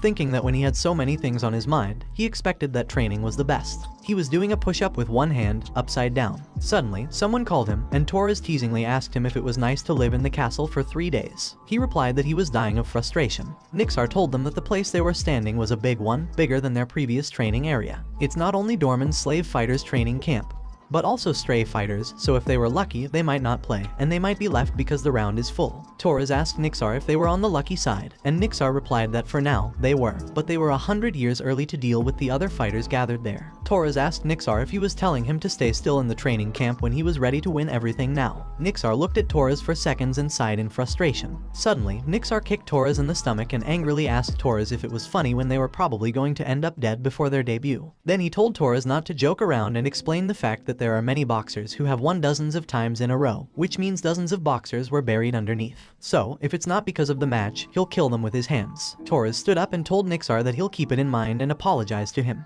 Nixar told them that no matter how good a fighter was, they lose focus sometimes during the match, which is why he was worried about Kijo. But Kijo shouted that he was okay. Suddenly, they heard someone shout that it was an ogre and Dorman's ogre had come, making Nixar shocked and immediately turn around to look at it. Then they saw a huge guy in the center of the other men, and Nixar said that Joshub had sharpened his sword, and he couldn't believe that Joshub brought that ogre. Kijo fearfully asked what the hell it was and if it was a human. Nixar replied that people compared him to be at the same level as a monster. Callie wondered if the huge guy is a person, and doesn't that guy really look like an ogre from a fantasy world while looking at Dorman's ogre, a fierce fighter who has won 76 times in a year. Kijo counted the 76 wins in 1 year, and Nixar told Kijo that the ogre must have fought 3 to 4 times a day. Nixar told him that there are rumors that ogres can rip someone's ribs off with just their bare hands and asked them if it made sense that the guy was called an ogre. Kijo worriedly asked Nixar if they wouldn't be in danger and if their master couldn't do something about it because if they fought the ogre, they might die. Nixar told them that actually, their master said it was too early to let them fight the ogre, so there was a possibility that they wouldn't have to go up against it. Torres said that it was interesting, and the guy's nickname, ogre, doesn't feel like an exaggeration at all. It's like they're dealing with a different species, which left Kijo stunned in fear. But then Kijo tried to laugh and asked Callie if he didn't want to fight the ogre like him.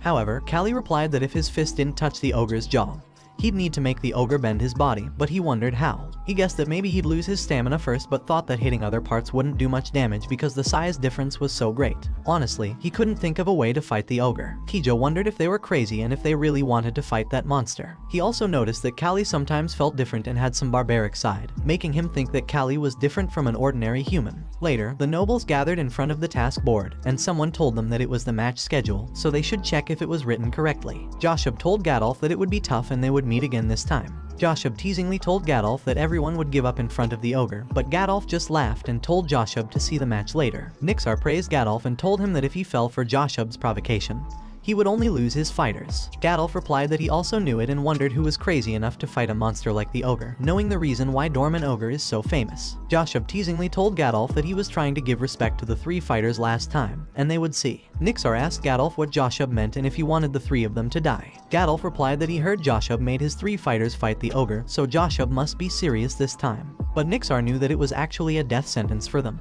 Gadolf asked Nixar if they didn't come there to see the match schedule, and Nixar replied yes. Then Nixar told Gadolf that Torres was on the first day, Callie and Kijo were on the second day. Also, the ogre was on the first day, but he had no fight with them. Gadolf told Nixar that it was a pity for the other Baron's fighter who would face the ogre, to which Nixar agreed. The first day match at Wistry Stadium had the man stunned in fear as he faced the enormous ogre. He pleaded with Ogre not to come any closer, and his fear forced him to retreat, eventually pinning himself inside the ring. In front of him stood Ogre, glaring menacingly. Ogre launched a punch to attack the man, and, by sheer luck, the man ducked to evade it. But as he cautiously looked back, he saw that the ring pillar had been obliterated. Joshub scolded Ogre, calling him a troublemaker, and he had asked Ogre not to destroy the pillar. Joshub smiled and apologized to Wesley while secretly praising Ogre in his mind, urging him to show everyone what he was made of. Meanwhile, Callie told Kijo that he could understand why the man had earned the nickname Ogre. To him, Ogre doesn't feel like a human at all. The man sat trembling in fear on the ring, while the crowd cheered for Ogre to kill his opponent, making the man sweat uncontrollably. The terrified man attempted to surrender and let Ogre win,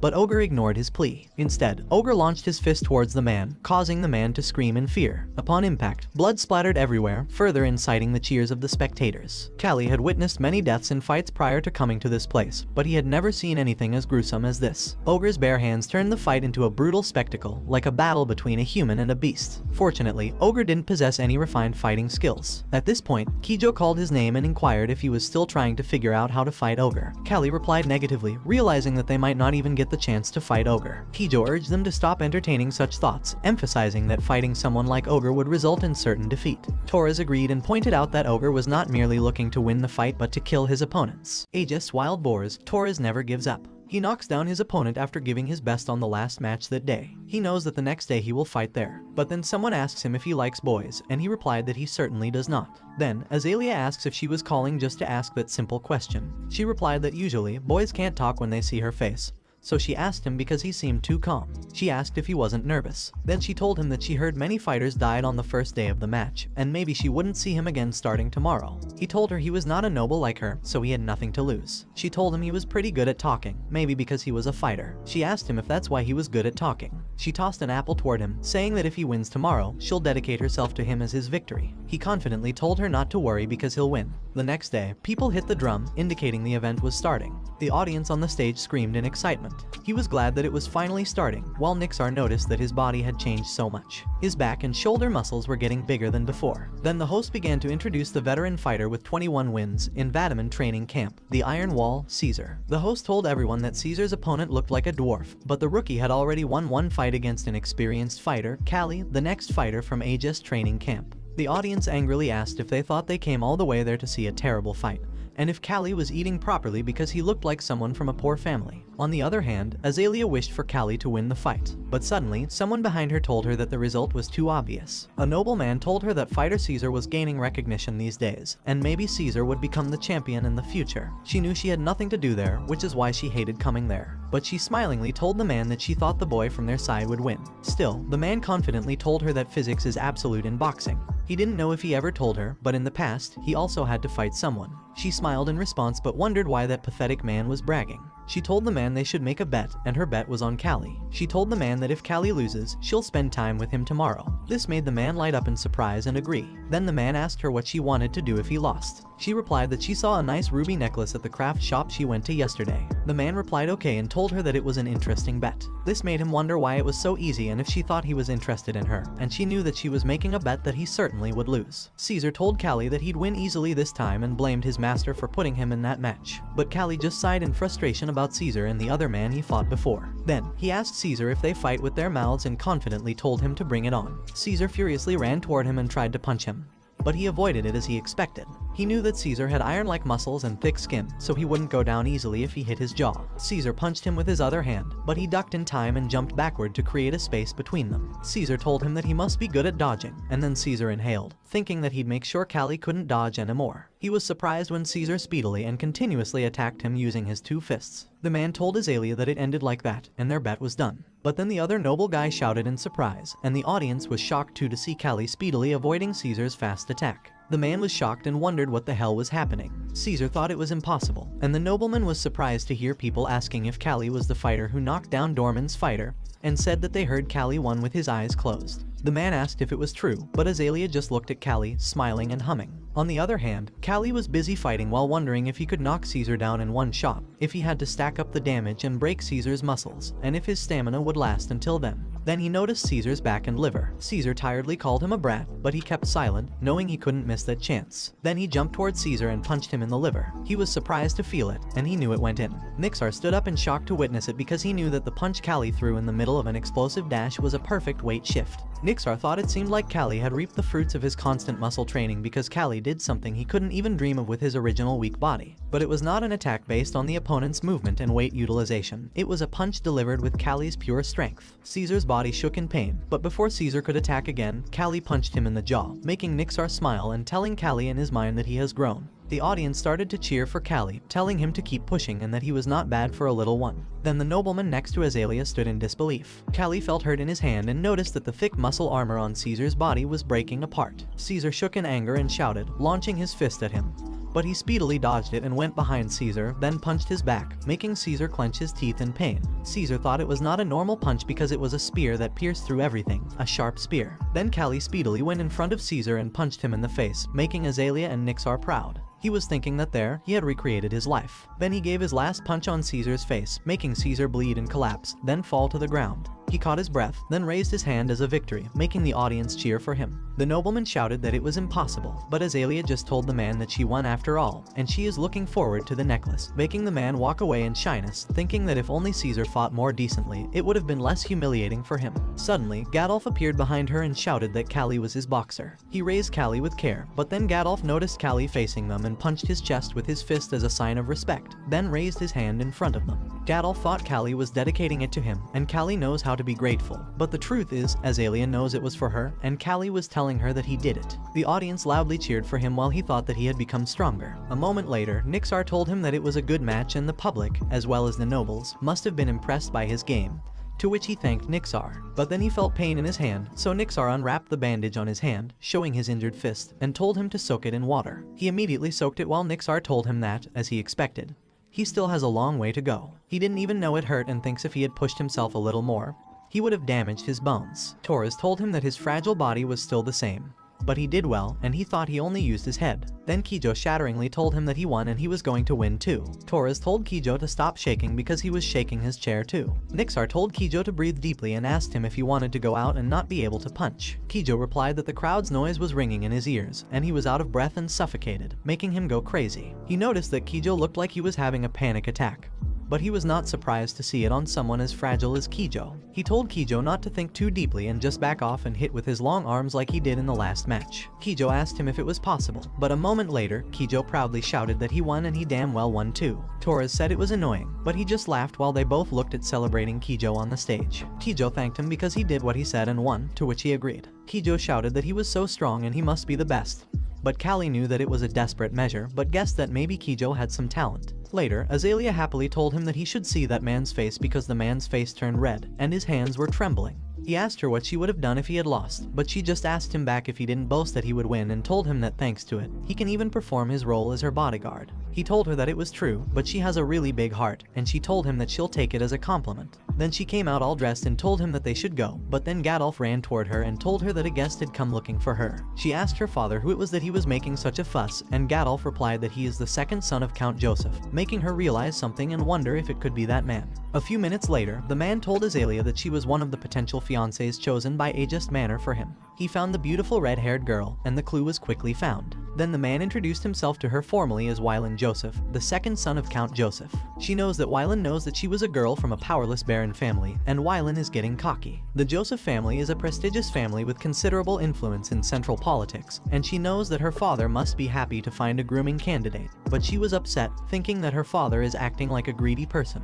Then Wylan gives the ruby necklace he promised to her and tells her that, as she said, the craftsmanship is good, and it suits her red hair well. She takes it feeling embarrassed, but she still thanks Wylan and tells him that he is an honorable person who keeps his promise. Then she told him that she'll be going now, but Wylan told her that although he lost the bet, he wanted to ask her if she would give him the honor of walking with him if she didn't mind. She wanted to run away before Wylan said it, but her father noticed her being silent. So Gadolf grabbed her hand and told her that she looked like she was too embarrassed to speak.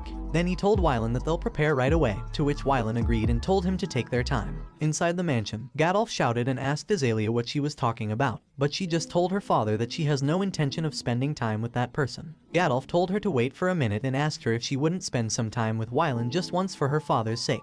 Gadolf also told her that she might find some good aspects of Wylan, and he wanted her to live in a better place than August's territory. She looked at her father and told him that just once, but she wouldn't see Wylan again if he came back. Then Gadolf talks to Azalea's maids, making Callie, who witnessed everything, think Gadolf is a pathetic gentleman. He knows that Gadolf runs a training center without knowing much about boxing and only cares about immediate benefits. Also, Gadolf had sold off the apprentices who were the assets of his estate but somehow didn't go bankrupt. Suddenly, someone told him that, sure enough, that boy boxer was from there, and Wylan told him that no wonder Azalea was so confident when she bet, making him surprised. But then Wylan told him that he felt dirty looking at him and asked if they two conspired to rip him off. Then, he called him a slave bastard with a filthy face and slightly slapped his face, telling him that he better know that he was lucky that time and he'll fall to the ground of the arena soon. Then Wylan walks past him and asks Azalea if they should go, making him peek back in anger. A moment later, Azalea and Wylan were by the lake, chatting.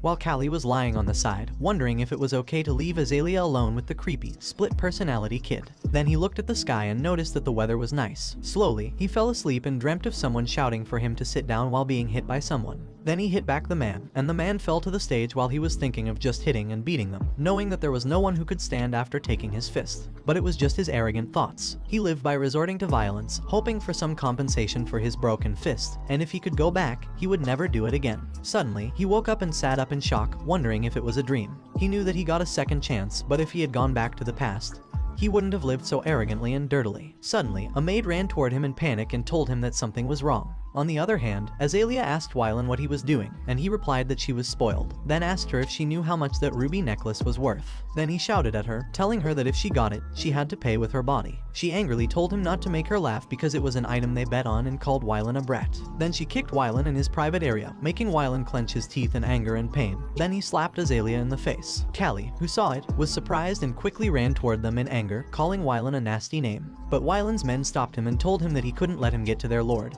calling him a half-baked rookie boxer. But he seriously told them to let him pass now, and he'll let them be. Still, one of the men told him that martial arts that only use fists are useless in real combat, and the other man teased him to come at them. Suddenly, he quickly punched the man in front in the face, then he grabbed the man's finger and snapped it, making the man scream in pain, and the others were shocked in horror. One of the three men ran away, shouting that he'd call the guard, and told his comrade to hold Callie back, making the two men surprised. He angrily told them next, making them shake in fear. On the other hand, Azalea shouted at Wylan to let her go and asked him if he wasn't ashamed of doing it. But Wylan just told her not to dare talk back to him and that she should just stay still. She tried to free herself, making Wylan tell her not to resist.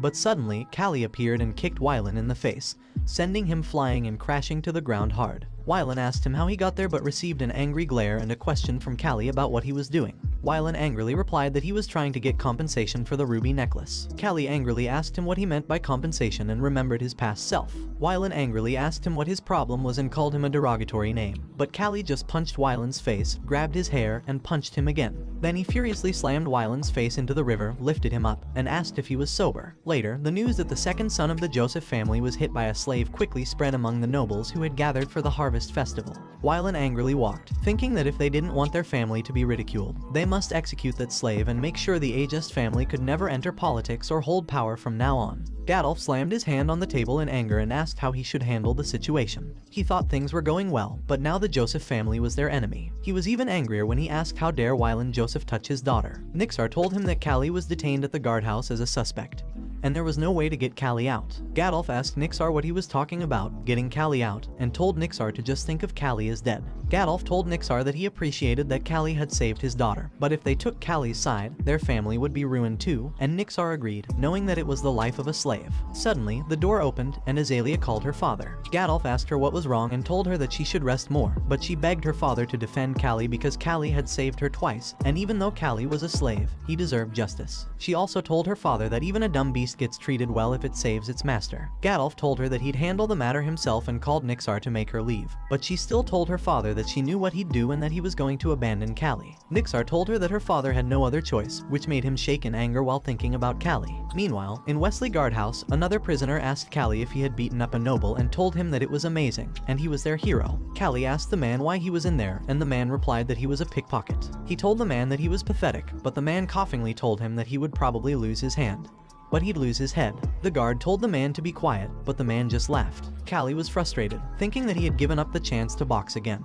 But he knew that if he hadn't saved Azalea, he would have regretted it for the rest of his life. Later, in court, the judge called him the slave of the Aegis family to ask if he admitted to assaulting Wylan Joseph and told him that the victim, Wylan Joseph, and 4 other witnesses were testifying against his crime. He replied that he admitted it, and people in the court began to throw trash at him, shouting to cut off his head, hang it on the city gate, tear off his limbs, and make him pay for his crime, and that he should die. But he just thought they were trashy individuals and asked them in his head if it meant it was okay for Wylan to harm Azalea. The judge told everyone that the court would sentence the slave Callie to death, and if they had any objections, they should speak now. Suddenly, Wesley told the judge to wait and asked if he could say a few words before the verdict. Then he told the judge that Callie, the slave, had committed a serious crime, but it was the Harvest Festival, a time to show mercy even to beggars. Wesley made it clear that he was not trying to claim innocence, and they should make Callie die like a slave. However, there was a slave named Ogre from Dorman, who had been executed several times. Dorman agreed with what Wesley said. Wesley told everyone that they were holding a match between the condemned and Ogre for the entertainment of the people, a match between a rookie boxer and Ogre, which was close to execution. Dorman laughingly agreed. Wesley explained that a slave is also a boxer, so dying in a fight is mercy, and on the last day, he wanted to have a match between the slave Callie and Ogre. Callie was surprised, but Wesley said it would continue if Count Joseph agreed.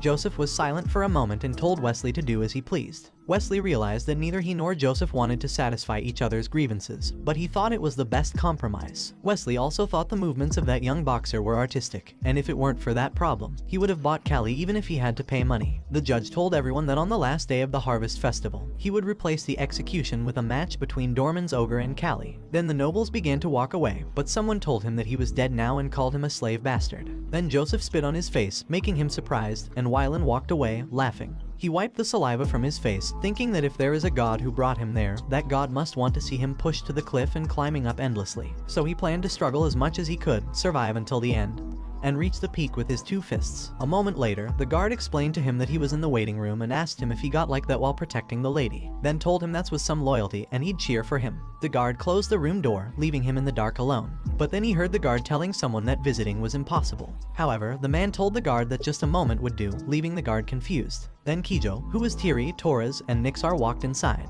He asked Kijo if he was okay, but then Kijo started to cry while thanking him for helping him last time and was furious, knowing that he hit the guy who deserved it. Torres told him that at first, he hated him for being a whiner, but he realized he was a good guy and shouldn't die. Nixar gave him a bowl of food, telling him that he had to eat it to have the strength to fight, and he could see for himself that Ogre was more than a monster. He also mentioned that the only good thing is that Ogre can't use skills. Then Nixar turned to him and wished him good luck. When they left, he laughed, thinking that he had people who would be sad if he died, which was enough for him. But then a lady walked into the room, and when he saw who it was, he was surprised. He asked Azalea what she was doing there, and she replied that she was not the kind of person who ignores her benefactor. He told her that before she worried about him, she should take care of her modesty first because she got kidnapped by bandits and caught by some jerk. She told him that if he was so worried, then he could protect her from now on. Then she reached for his neck, got closer to him, and kissed him on the lips, making him surprised. He asked her what she was doing, but she shouted that she didn't know. Then her tears dropped on the ground while telling him to promise her like he did last time and just promise her that he'll win.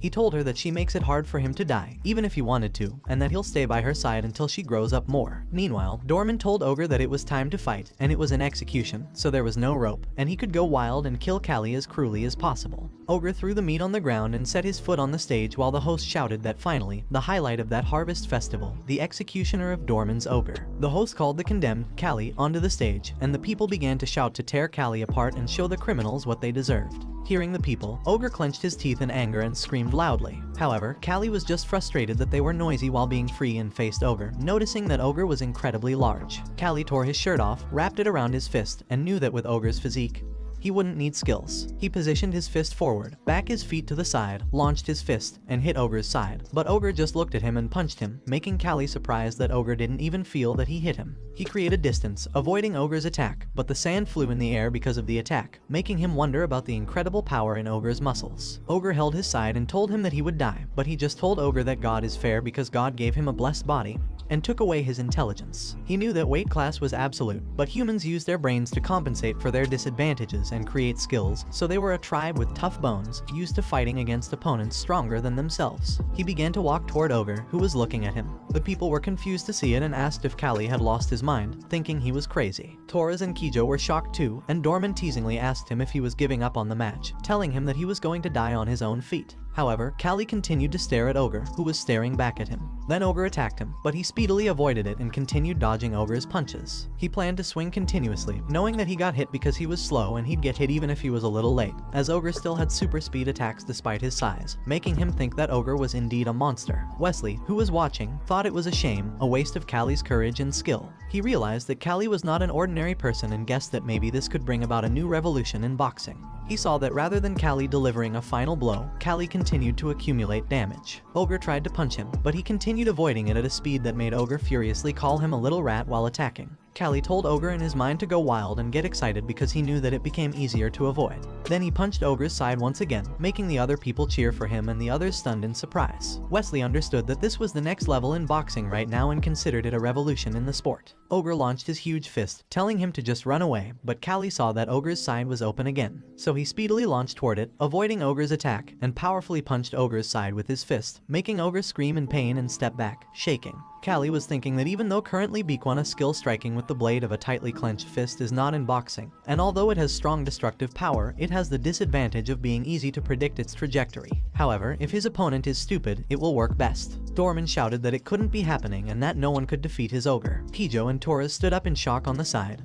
But Torres thought that Callie was always like this, twisting everyone's hope, a guy who creates variables like eating. Torres elbowed Kijo, telling him to cheer up because Callie might win at that rate. Callie's great ogre strategy was not to use snapping blows to the brain and neck like usual. The bigger the body, the bigger the effect, and the muscles accumulated more quickly. Lack of oxygen in the blood is a common symptom of its effect. However, it was Callie's misjudgment. He was shocked that the crazy monster ogre was still moving. He knew he aimed to exhaust Ogre, but he was exhausted instead. Ogre punched him, and he realized the danger. He immediately bent his body down to avoid it, but then he couldn't breathe anymore, and Ogre launched his fist toward him. A loud punch sound reverberated everywhere, and he was thrown away hard into the distance. He tried to stand up, his arms and hands shaking, and managed to do so. He knew that if he hadn't pulled back before being hit, his arm would have been shattered. Ogre furiously glared at him, but then Ogre fell dizzy, and his vision became blurry, making Callie confused. Ogre held his head in pain and struggled to catch his breath. Callie noticed it and realized that it was the first time it had happened. He knew that the reason they had been playing for so long was that they had never moved too vigorously, always finishing it in one go. That applied to Ogre too, as, after all, they were all humans. He thinks the Ogre's time is up, and it might be his last chance. So, he immediately runs toward the Ogre, knowing that the Ogre is exhausted. He ducks the Ogre's punch and launches forward, thinking that he's going to risk everything there. Then he hits the Ogre's chest, making the Ogre scream in pain and cough out saliva. However, he felt his wrist dislocated.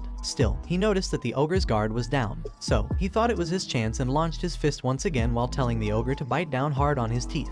Then he powerfully punches the Ogre's face. The Ogre tries to attack back, but he jumps in time to avoid it and then punches the Ogre's neck. He feels his hand's bone break, but he still raises his hand, thinking that he should do it one more time, and hits the Ogre's neck hard, making the Ogre growl in pain, and his mouth bubbles. Then the Ogre kneels on the ground and collapses face first. The people are silent and ask how the Ogre collapsed, but Kijo and Torres cheer for him. He knows that if the Ogre had used proper boxing, he would have had no way of winning and curses Baron Dorman, who didn't teach him how to manage his stamina. But then the Ogre's hand moves, shocking Torres and him to see the Ogre standing up in front of him. Suddenly, the Ogre jumps toward him to attack, causing him to cuss in surprise and frustration. Then the Ogre kicks him in the stomach, making him cough up blood and thrown away. He slams into the ground hard, and something cracks behind him, making the people shout that it's a foul. He stands up, feeling so much pain. Then the Ogre immediately runs toward him and kicks him, thinking that the Ogre is still moving. He holds his stomach in pain, but then the Ogre launches his huge fist toward him and hits him, sending him flying. The Ogre clenches his teeth in anger and steps on his one foot, making him wince in pain.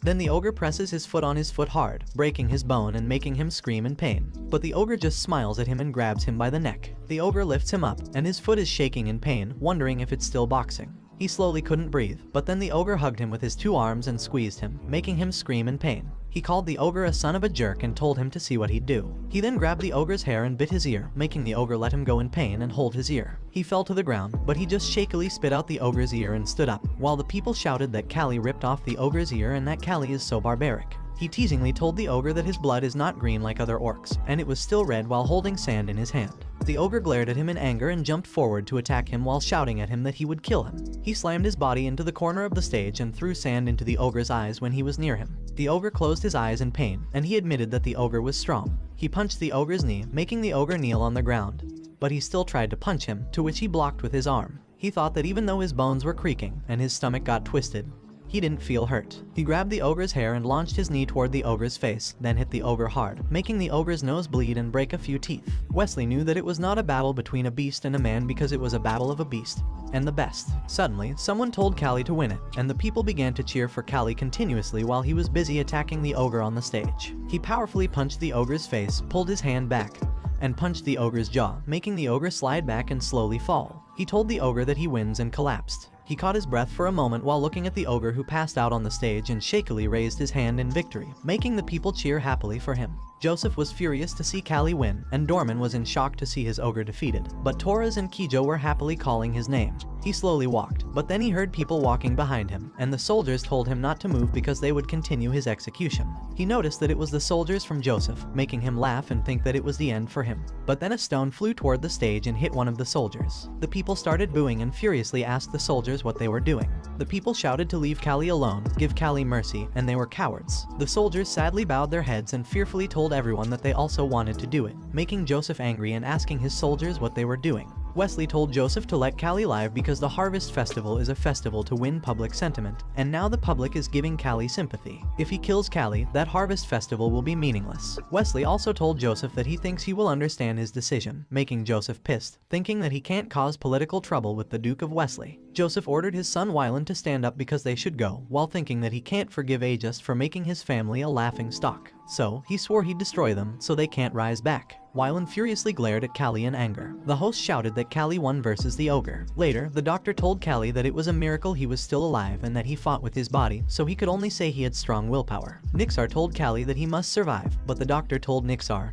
that he needed to pay more for the hospital treatment, making Nixar curse Gadolf and think that even if Gadolf's afraid of Joseph, he shouldn't refuse to pay for the medical bills. Suddenly, someone told Nixar to pay for it, and then Azalea took off her earring and showed it to the doctor while asking if it was enough. The doctor looked at the crystal earring and told them that he'll do his best, making Nixar think that the doctor is terrible. Suddenly, Callie coughed out blood and weakly asked Azalea how it went. She replied that the death sentence was rejected, and the people didn't want him to die. Also, it was a victory that he earned himself, and she was glad he survived. He sighed, thinking that at least he was alive. A week later, he was lying on a cart full of wheat. Suddenly, Kijo teasingly asked who he was and told him that he was the hero of that harvest festival called Ogre Slayer, Callie. He was surprised to hear it and asked Kijo who came up with such a cheesy nickname. Kijo replied that it was what everyone was calling him.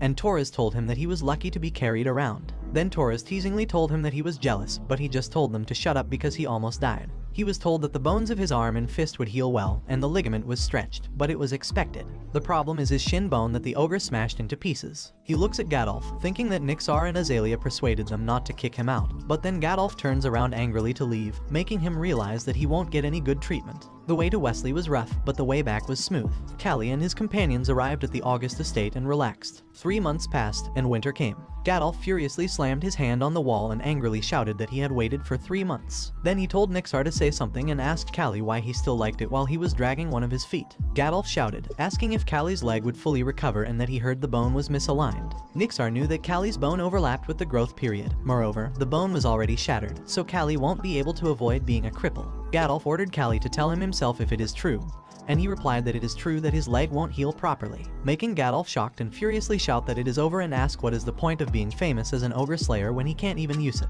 Also, it was winter and the snow was only falling on their estate, so they were running out of firewood and grain. Then Gadolf told Callie that it was all his fault because he provoked the Joseph family, so it happened, and he should have died at the hands of the ogre, making Callie silent. Nixar knew he had to stop Gadolf from killing or expelling Callie, so he told Gadolf that being a boxer might be difficult, but with Callie's skills, he could still contribute as an instructor. However, he told Nixar that he wouldn't be an instructor. Later, Kijo asked him if he was crazy and if he was really rejecting the instructor's position. He told Kijo to shut up because it was his choice.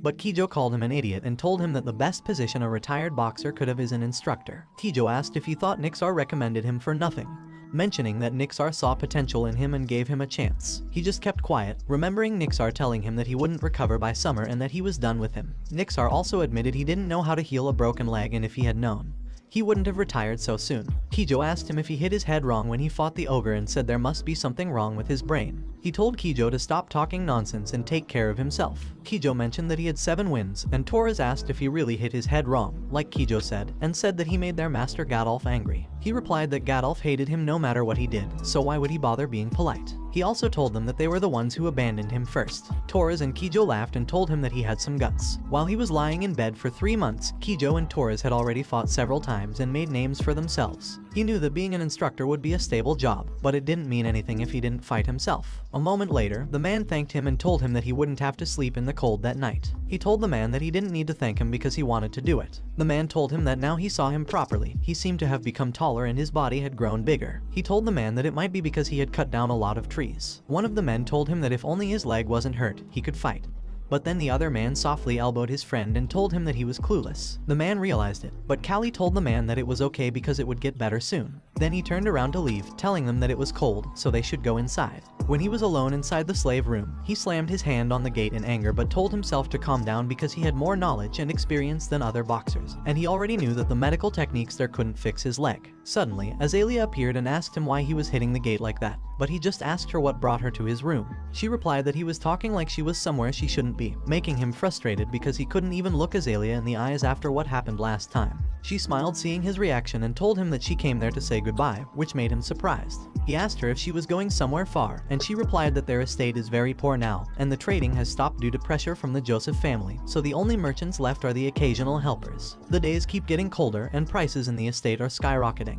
Also, there is a shortage of not only luxuries but also daily necessities, and if things continue like that, they won't be able to survive the winter. He had heard that things were difficult in the estate, but he never thought it would be that bad. He asked her what she was going to do. She replied that if they don't get the daily necessities, they will have to make them themselves, and she'll lead the way herself. He asked her if her father was going with her, but she replied that it was impossible because Gadolf is like a half-dead person, and Gadolf is scared of Joseph, so he stays locked in his room. She told him that it is a shame to be harmed by those guys, and she learns it smartly that without power, justice and everything else is useless, making him realize that she is all grown up. She also told him that if something happens to their family and if she had the power, she could make a difference. Then she noticed his legs. He told her that it was his choice and he was prepared. She told him that she heard that there were people who were so skilled in medicine that they could even bring the dead back to life, and if he leads the upper class, he would be able to hear more rumors and connections. She swore to him that she'll definitely heal his leg, but he told her not to mind it because there is no need to help a slave like him. She grabbed his shoulder and reminded him that he saved her twice, and that reason was enough. Later, he silently looked at her walking away, thinking that now, even a girl who was barely 20 was stepping forward, so he knew that he shouldn't hesitate, and he clenched his hand in confidence. A few days later, someone asked him if he said he was a boxer, and he replied that he came there for rehabilitation training. The men told him that it would be nice if the labor force was increased and asked him if it could be rehabilitation through logging. He knew that it was virtually impossible to box with the condition of his legs right now because he couldn't use the reaction of kicking his legs, but he had to do it. Otherwise, there was no point in running all the way there. He was confused when his hit didn't even move the tree he was hitting, making the man laugh and tell him that it was not how he used an axe, and he should give it to him. Then the man swung the axe with force and hit the tree, making a loud sound and breaking the tree. He was amazed to see it, and the man told him that strength is not the key because strength is only used for a moment, helping him understand. Minutes later, logs were organized on the ground, and he was busy cutting the logs into small pieces. He noticed that it was very irritating for his back and waist. Suddenly, a man panicked, telling them that they should go down, with one of the men asking what he was talking about when there was still time to go down. A minute later, the man told the others that he saw a bear's footprints and thought it must have come down in search of prey. The man also told them that, looking at the size of the footprints, it looked like a young bear that lost its mother, but still, they should better be careful and just finish what they were doing and leave. The man's friend asked the man who that boy over there with an injured leg was, while pointing at Callie, and told the man that he was seeing Callie for the first time there. The man replied that Callie was a boxer slave at the training center, and he must have heard about Callie, the guy who fought the ogre at the harvest festival. The man happily approached Callie while telling him that he is the ogre slayer, and his son went to see that game, making Callie surprised. The man told the other that Callie is that ogre slayer, so he can catch the bear. But the man told his friend that if they encountered a bear, they should run away while Callie was in the center, shaking, and begging them in his mind to stop with that weird nickname they gave him. Later, in Callie's room, he asked someone if they wanted him to teach them some techniques and what was wrong with the famous wild boar from Aegis. Torres replied that he was ashamed, but he admitted that his technique was really good, so he shouldn't rest now. Torres grabbed the cup of water on the table, but his hand slipped and it fell on the floor, making him ask Torres what happened. Torres replied that sometimes his body doesn't listen to what he wants it to do, and it's like suddenly he can't see well or stumbles, which surprises him. Then he throws a stone at Torres while telling him to catch it. Torres tried to catch it but missed, making him wonder if it was retinal detachment, punch drunk, or if he got the effect after getting hit so hard continuously. He knows that Torres is the type that can hit a lot, but Torres also gets hit a lot. He tells Torres that if he gets hit hard on the head anymore, he'll be crippled. And Torres tells him that was the reason why he came to him and entreats him to teach him some of his techniques. Then he bent down and positioned himself, making Torres ask him what it was. He replied that it was a defensive position, and he could increase his defense by sticking his arms and body together because right now, he had a dull sense of distance. So it was a better option than trying to dodge every attack. Torres copied his position and told him that in that position, it would be hard to attack because of the narrow view. He explained to Torres that straight attacks are easy to defend against in that posture, but as for attacks from the side, he still needs to move his head and body. He also tells Torres that when his opponents attack him, he should move his upper body to accelerate, and the important thing is not to just hit but to block and hit. Then he silently thinks for a moment and tells Torres that right now, it seems like his brain or his eyes are having a problem, so he suggests to him to take a break. Torres tells him not to make him laugh and asks him if he knows how tight his schedule was. Torres also tells him that some other guys are trying to mess with them and asks him if he wants them to fail just because he is sick right now. He tried to explain his words, but he just asked Torres what Nixar is trying to do, if Nixar is trying to stop Gadolf from going wild, and why Nixar has such a busy schedule. Torres asks him back if he hasn't heard what Nixar said about the busy schedule, and tells him that he is the only one in the right mind now, but it seems he is going to lose his mind soon. He tells Torres that if it was so, let alone that Pigsty Training Center, the estate may be ruined too. He knows that currently, the management of the estate is at its worst,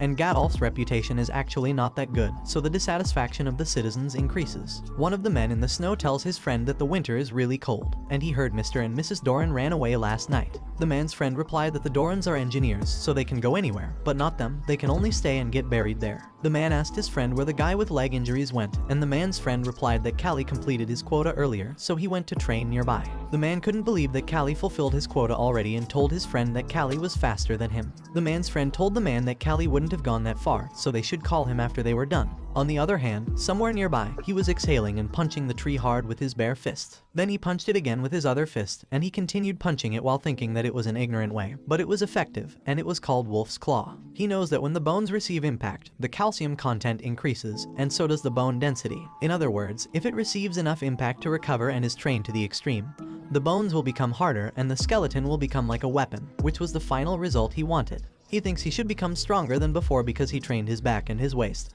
and that he must become stronger. A moment later, someone called him and told him that they should go now. He grabbed his coat from the tree and replied that he'd be there. Suddenly, he heard someone shouting in panic, so he immediately ran toward them, and he saw a man on the ground pointing at something in fear. He looked up and was surprised to see a dead wolf on the ground. One of the men shouted that it was dead, and the man shyly told them that he was surprised for no reason. The man's friend told them that it was so pitiful because it seems like it got hurt by the wild bear, and it looks like it was trying to protect its baby before it died. The man agreed, saying that it was so unfortunate for them, and it must be hard for the little wolves now because the weather is like this, and it's even hard for humans to get food in that situation. One of the little wolves barked at him and whimperingly leaned on his feet. The man asked him if he wanted to look after that guy because it seemed to like him and told him to take it before it changes its mind. He told it that it was desperate too, and they should try to take it. A moment later, Kijo played with it while saying that it was so cute and told him that he knew that if Nixar knew about it, he would be in big trouble. He told Kijo that he'd give it food from his own portion, and it was not like he was wasting his meal, without noticing Nixar standing in front of their door. But then they noticed Nixar when he walked inside. Nixar angrily told him that it seems the food he gave him really made him full and asked him how he could try to adopt a wolf and if he is really a free citizen, to which he apologized while holding the wolf. Nixar grabbed the wolf in his hand while shouting that he'd take it out.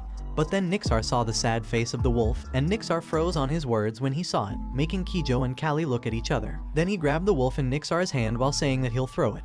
But Nixar told him to wait and that he thinks it is okay to have one, and it doesn't look like a bad puppy at all. He and Kijo put their fists together in victory while Kijo told Nixar that it is not a dog, but a wolf, but Nixar replied that he doesn't care and ordered them to just train it well so it doesn't bite people. Nixar also told them to go to bed and told him that he has to help build the mansion tomorrow. He asked Nixar if he said before that he was going to destroy the mansion and told Nixar that it was amazing. Nixar replied that once they decided it, they really go all out about it, but the problem is that they always go the wrong way. Then Nixar remembered Gadolf drinking wine while laughing and shouting that they will succeed. Gadolf, who was spending his days drunk, had a good idea one day. He thought of inviting nobles and merchants to a boxing match, which had become increasingly popular after the Manhwa festival, in order to build relationships. Gadolf had several boxers, including the rising star Torres and the reputation of the academy that had produced Ogre Slayer. So, if people could watch a free match, there would be no one who would refuse. Nixar told Gadolf that he would like to invite the Catalan gang boxing team as the opponent. However, if he considers the construction of the mansion as well, it seems that the cost will not be small. Gadolf asked him why they don't just go around to each house and collect an emergency fund or silverware, making him surprised and telling Gadolf that the villagers will be very resistant.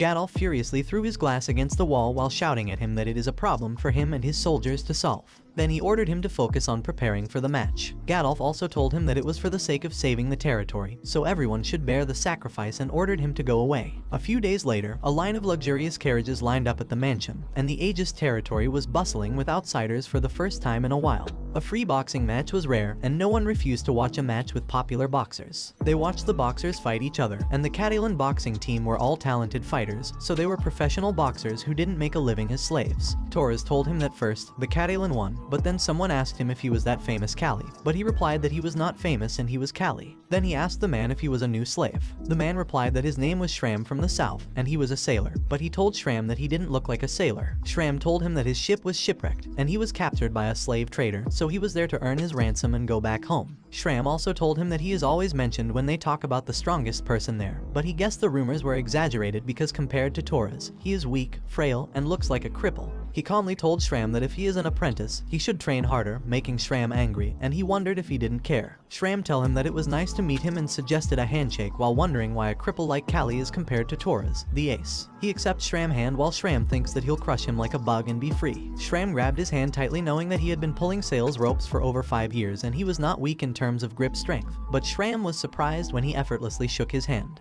He grabs Shram's hands a little tighter, but Shram feels like his bones are going to break. He asks Shram what is wrong because he doesn't look happy while letting Shram's hand go. Shram coughs while Torres tells Shram that he was a newbie fucker who was trying to act tough, and that if he sees Cali fight, he'll never say it again, making Shram silent in anger. He tells Shram that if he wants to pay his ransom and be free, he should watch the matches because he has to beat those guys while looking at the man in front of Kijo on the stage. Kijo looked down and tell himself that he was the best and he was strongest. Then Kijo glared at his enemy and punched the man's face with his long arm. Then the man slowly fell to the ground and couldn't believe that he got hit in that distance. Torres tells them that Kijo really came up in the world and he feels like Kijo wouldn't lose even to Newell because Kijo is completely different from before. On the other hand, on the stage, Kijo continuously attacks the man with his long arms and the man furiously runs toward him while shouting that he can't take it anymore. But Kijo simply punched the man in the face. He realizes that it was true that they had to get in close to beat a taller opponent.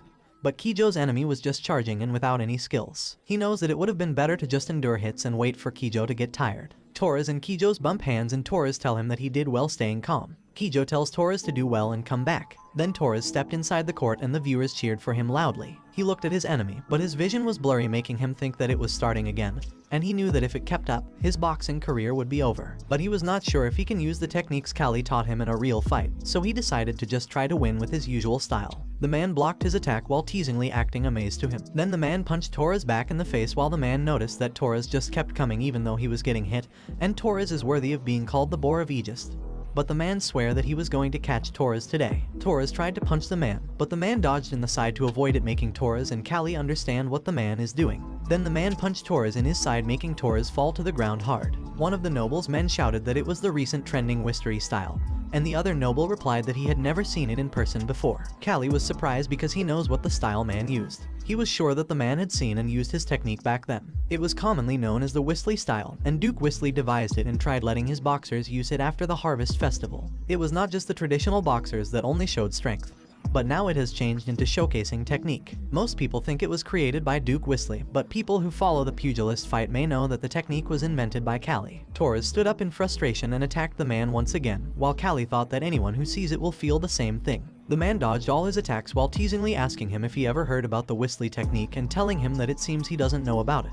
Torres furiously glared at the man. Then he bent down, making the man confused, and positioned himself in the defensive position that Cali taught him. He told the man that he knew the Wisley technique and found it interesting when he looked at it. He ran forward to the man in his current position, planning to try it. The man tried to punch him, and he got hit slightly in his shoulder when he dodged it.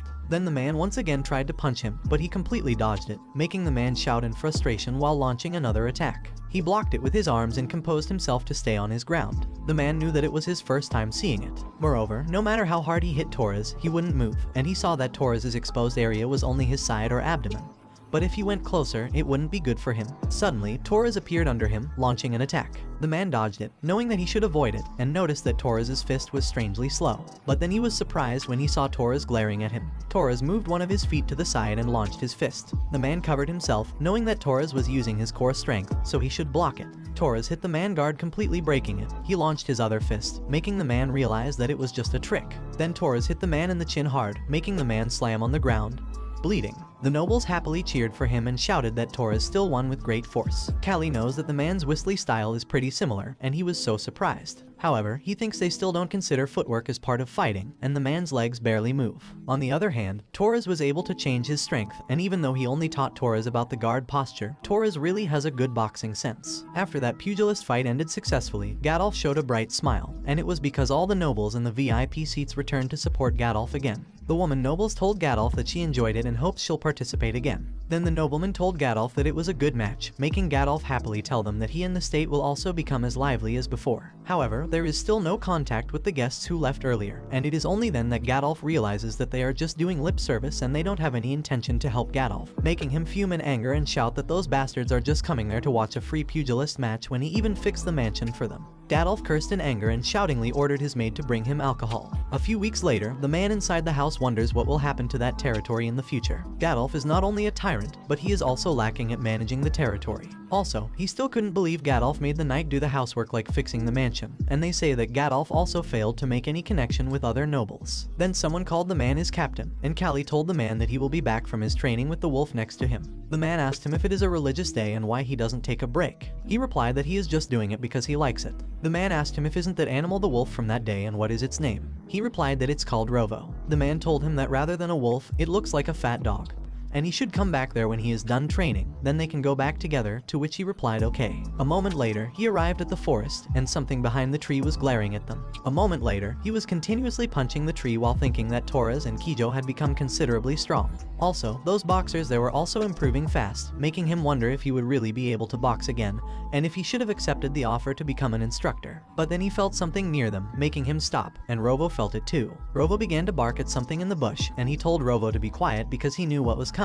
Then he exhaled and stepped his leg forward while thinking that although it was still a little uncomfortable, he gradually got used to putting his weight on one leg. Then he punched the tree with all his might, making the hole in the tree deeper, but then he felt pain in his hand, and Rovo's ears stood up, hearing something approaching. Rovo barked at him to gain his attention, but he was busy thinking that even if he tried not to burden himself as much as possible, it got a bit overwhelming. Then he told Rovo that he knew something was strange and noticed that it wasn't even windy, but the bushes were shaking. Then he jumped a little in shock when he saw the bear walking out of the bush, making him unable to believe it. He knew that it was strong, but it didn't look like an adult, rather, far from being weak, it looked agile. But he knew that it was impossible to run away with his legs. Rovo angrily growled at the bear, and he told Rovo that it was better than him, all the while thinking that he should have brought an axe with him. Suddenly, the bear stood up and growled at him furiously, but he just laughed and positioned himself, asking himself what he could trust if he didn't trust his fists.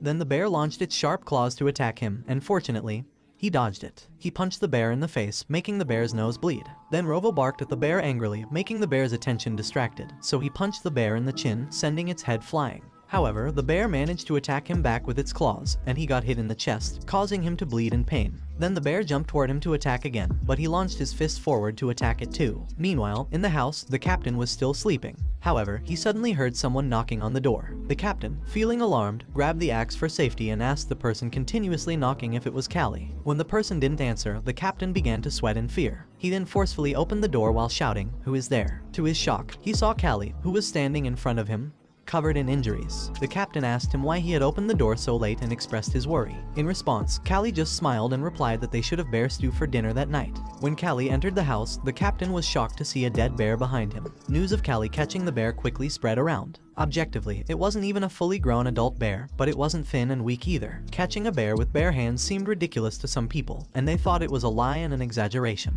However, the loggers believed it without a doubt because, by the end of winter, they had seen trees clearly broken by human fists. As the harsh winter passed, the estate became full of life for the first time in a while. Someone shouted to the estate that Lady Azalea was coming, so they should open the gate. Carriages filled with a lot of products entered the gate with Azalea, and the citizens were amazed to see a lot of salt and wool inside the carriages. Azalea dismounted her horse and asked the knight where her father was. The knight replied that Gadolf was probably in the mansion. Azalea expressed her disappointment, mentioning that it had been a while since she had come back and that it was rude of her father not to come to meet her. However, as she looked around, she saw a woman and her son smiling while walking past her. The little boy had yellow hair and a bright smile, which made Azalea smile and hope that Callie was doing well. On the other hand, in the slave area, he asked someone if Azalea had come back while feeding Rovo. The man replied that she had, and Azalea was so amazing because she could be on top of herself. He replied that it was amazing. The man told him that it was the reason there would be a party at the mansion, and it had been a while since they had meat, so it would be their first time having meat besides bear's meat.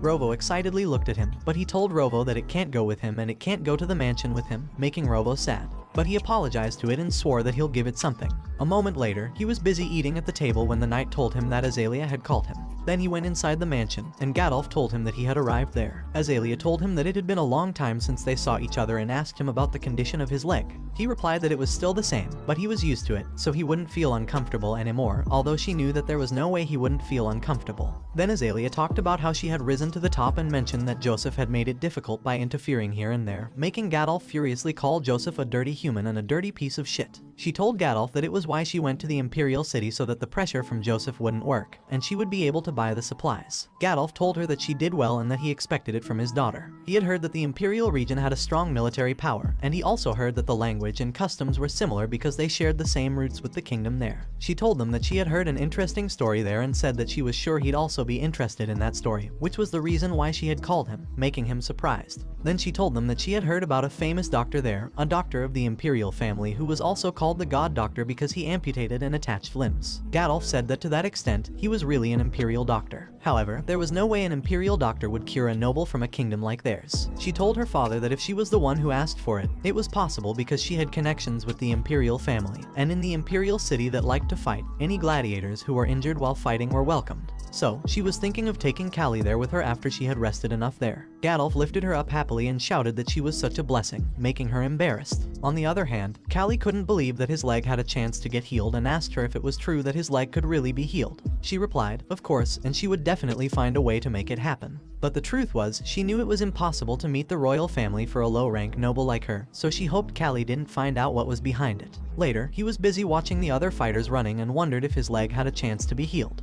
Nixar asked him who he was thinking about and if it was the kid over there who would be okay to fight, making him surprised and confused. Nixar told him that tomorrow was the apprentice pugilist test. He replied that he was thinking about the kid over there but changed it by explaining that he was thinking about taking Takayan or Shram. Nixar told him that Takayan had great flexibility and moved like a leopard, and Shram had good muscles and a strong motivation to go back to his hometown. He told Nixar that it was nice to have a motive, making Nixar wonder if he was thinking about something else and why Callie looked so sad when his leg was going to be treated. Later, in their room, he knew that it was an exaggeration to say that he believed someone whom others told him could attach a limb, and the medical knowledge there was far behind modern times. Also, after he fought Ogre, there were no painkillers, antibiotics, or surgery available, so he really relied on luck. He wondered what if it was just an empty dream, what if he couldn't heal it, and what should he do? Then he slammed his hand on the table, telling himself to wake up because he should be optimistic, and it was Azalea's hard work. Kijo asked him why he hit the table so hard and told him that Rovo was surprised. But he just asked Kijo if it was his room and told him to go back to training.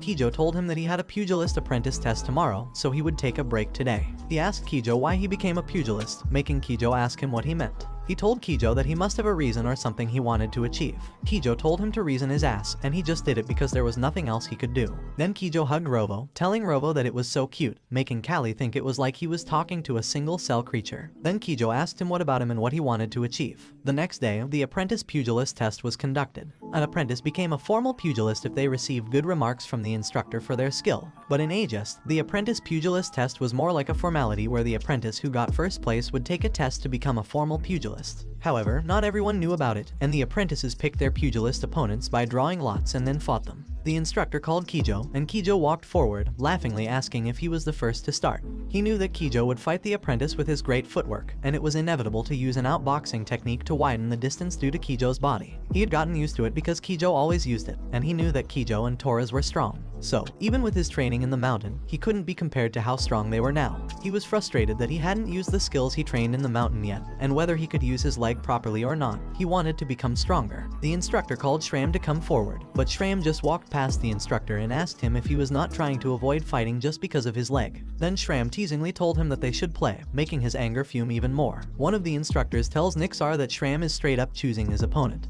But Nixar stops the instructor and thinks that even if it can get Shram disqualified, he wants to confirm how Callie is going to fight with that leg because there is no way Shram was just bluffing to buy time. Callie stood up and asked Shram why he chose him, and Shram replied that he was humiliated by him last time, so he wanted to show him how strong he was now. He tells Shram that if he is going to fight him, he won't avoid it and asks someone to lend him a hand leather strap. After that, they both enter the ring. Shram looks at him and wonders why he wraps the cloth around his fist. But he just calls Shram and asks him if he trains his abdomen a lot. Shram heard that. Unlike Callie's nickname of Ogre Slayer, Callie fights not only with a strong fist but also with technique and brain. But now that one of Callie's legs is broken, it was like a fight with half of Callie's ability. While kicking the sand to block his vision, he still saw that Shram's attack was coming to the left, so he blocked it, making Shram shocked. Then he punched Shram in the side, making Shram cough out his saliva in pain. One of the trainees shouted that it was the empty defense, and Torres, who was shocked, wondered since when Callie's fist became so heavy. Shram slowly fell and was kneeling on the ground in pain. The instructor asked Shram if he was okay, but Shram didn't answer, feeling his ribs were broken. Still, Shram told the instructor that it was just the beginning and he could still do it. On the other hand, he knows that he wrapped his fist with cloth and leather, but he thinks he hit the right spot and asks Shram if he just hung in there with his strong determination, not his strong muscles, because it was not bad. Shram tells him that he really can defeat a bear and thinks that the rumor is not a lie. Shram felt the pain in his body, making him shake. But he knew that he couldn't lose against someone who couldn't even use his leg properly. Shram knows that he got hit on the side, but his leg got affected by it too. He teasingly asks Shram, who can't use the leg properly, making Shram curse himself in anger and think that it was not what he heard about Callie. One of the trainees called Shram and asked him why he was just stuck in his place and what he was doing with his legs. Shram replied that he knew what he should do. Then Shram jumped around him while shouting that he was not like Callie and that he could still move around. Suddenly, he felt his leg hurt when he moved it and saw that Shram would attack him. He got hit by Shram's fist in the face because he couldn't move, and Shram proudly planned to keep pushing him like that. But Shram was surprised to see that he was glaring at him and speedily punched him back in the face. It made a loud noise, and Shram was thrown hard to the ground because of the force. Then Shram collapsed on the ground and was defeated. Later, Shram felt his face throb while something told him that he had just chosen the wrong opponent, and that no matter how bad Callie's leg was, Callie was still the Ogre Slayer. He shouted to Nixar that all the trainers there deceived him, and no one said that Callie was still that strong. But then the other instructor hit Shram in the back while laughing and told him that he knows he was angry, but no one lied to him. Until last year, Callie just used his technique. Then Nixar told Shram that they had never seen Callie use a strong fist before, making Shram wonder how Callie could have such a strong fist in just a winter and think that Callie was just like an ogre, and worst, a monster. Suddenly, someone told Callie that he didn't expect it at all, and Torres told him that he didn't expect him to change his fighting style. Also, he didn't expect he'd throw away his fight technique and focus on using his strength. He told Torres that he just changed his strategy and now it was not like he was going to avoid it and then hit, but more like he'll hit it somehow. Torres smiled while telling him in his mind that his leg was like it.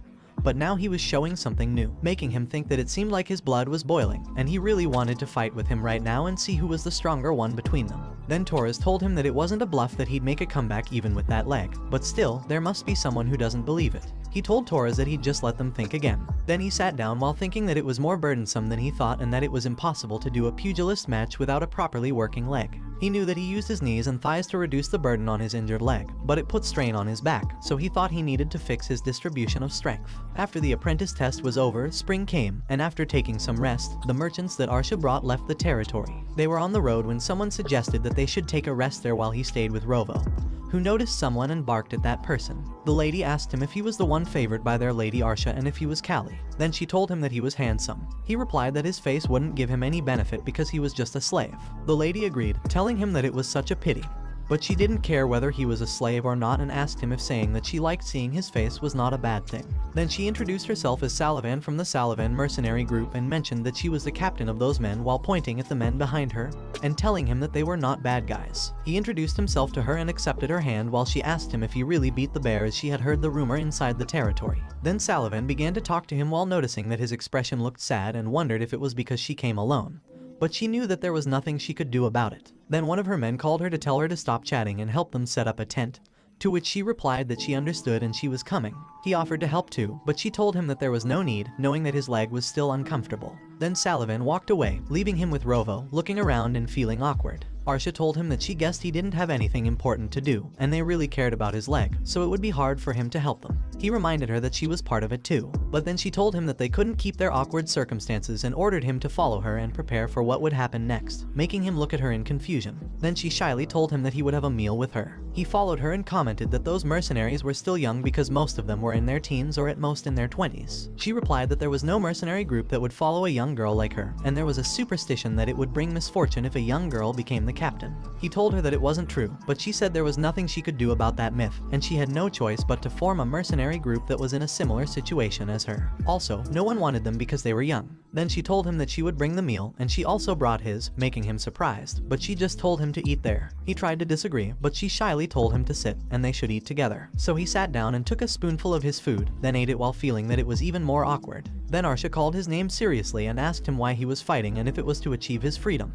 He replied that it was just like every other slave. She told him that he wasn't like the other slaves because he could run away or find a better situation, and asked him why he still wanted to be a pugilist when it was not as if his life would be ruined if he stopped being a pugilist. He asked her back why she was suddenly bringing up that topic, but she asked him again if he could choose between his leg and freedom, which one would he choose? He replied that he didn't like the word if, so she told him that if that was the case, she'd suggest something to him. If he gave up on the treatment of his leg, she'd make him a free man because she'd persuade his father. He told her that she was right, but he didn't need freedom, he just wanted to prove that he was the strongest by winning every match over and over again. Also, he'd rather have losers lying in front of him, and it was worth more to him than gold, silver, or treasure, so he'd choose his leg. She let go of his hand and told him that she was tired, so she'd leave first. Then she lay on her bed and clenched her heart in pain, thinking that Callie was a stupid guy. But she decided not to care and thought that in the future, when Callie meets someone he loves, he'll realize the value of his life. However, it'll be too late because he wasted it fighting, and when crucial times come, he won't be able to fight anymore. Sullivan asked him why his face looked so stiff, and he awkwardly replied that it was nothing.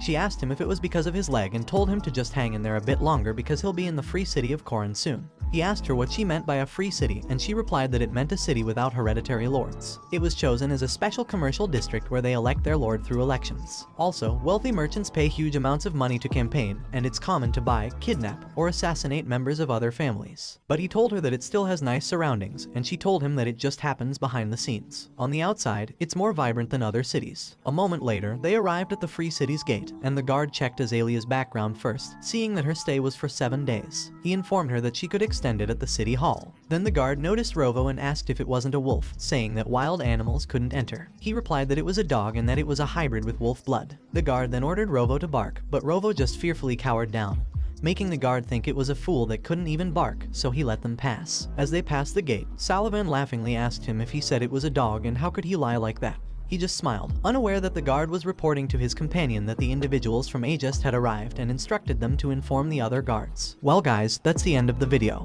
If you like this video, comment part 4 in the comments section. Also subscribe to the channel, hit the bell and like the video. Thank you for watching and see you next time again.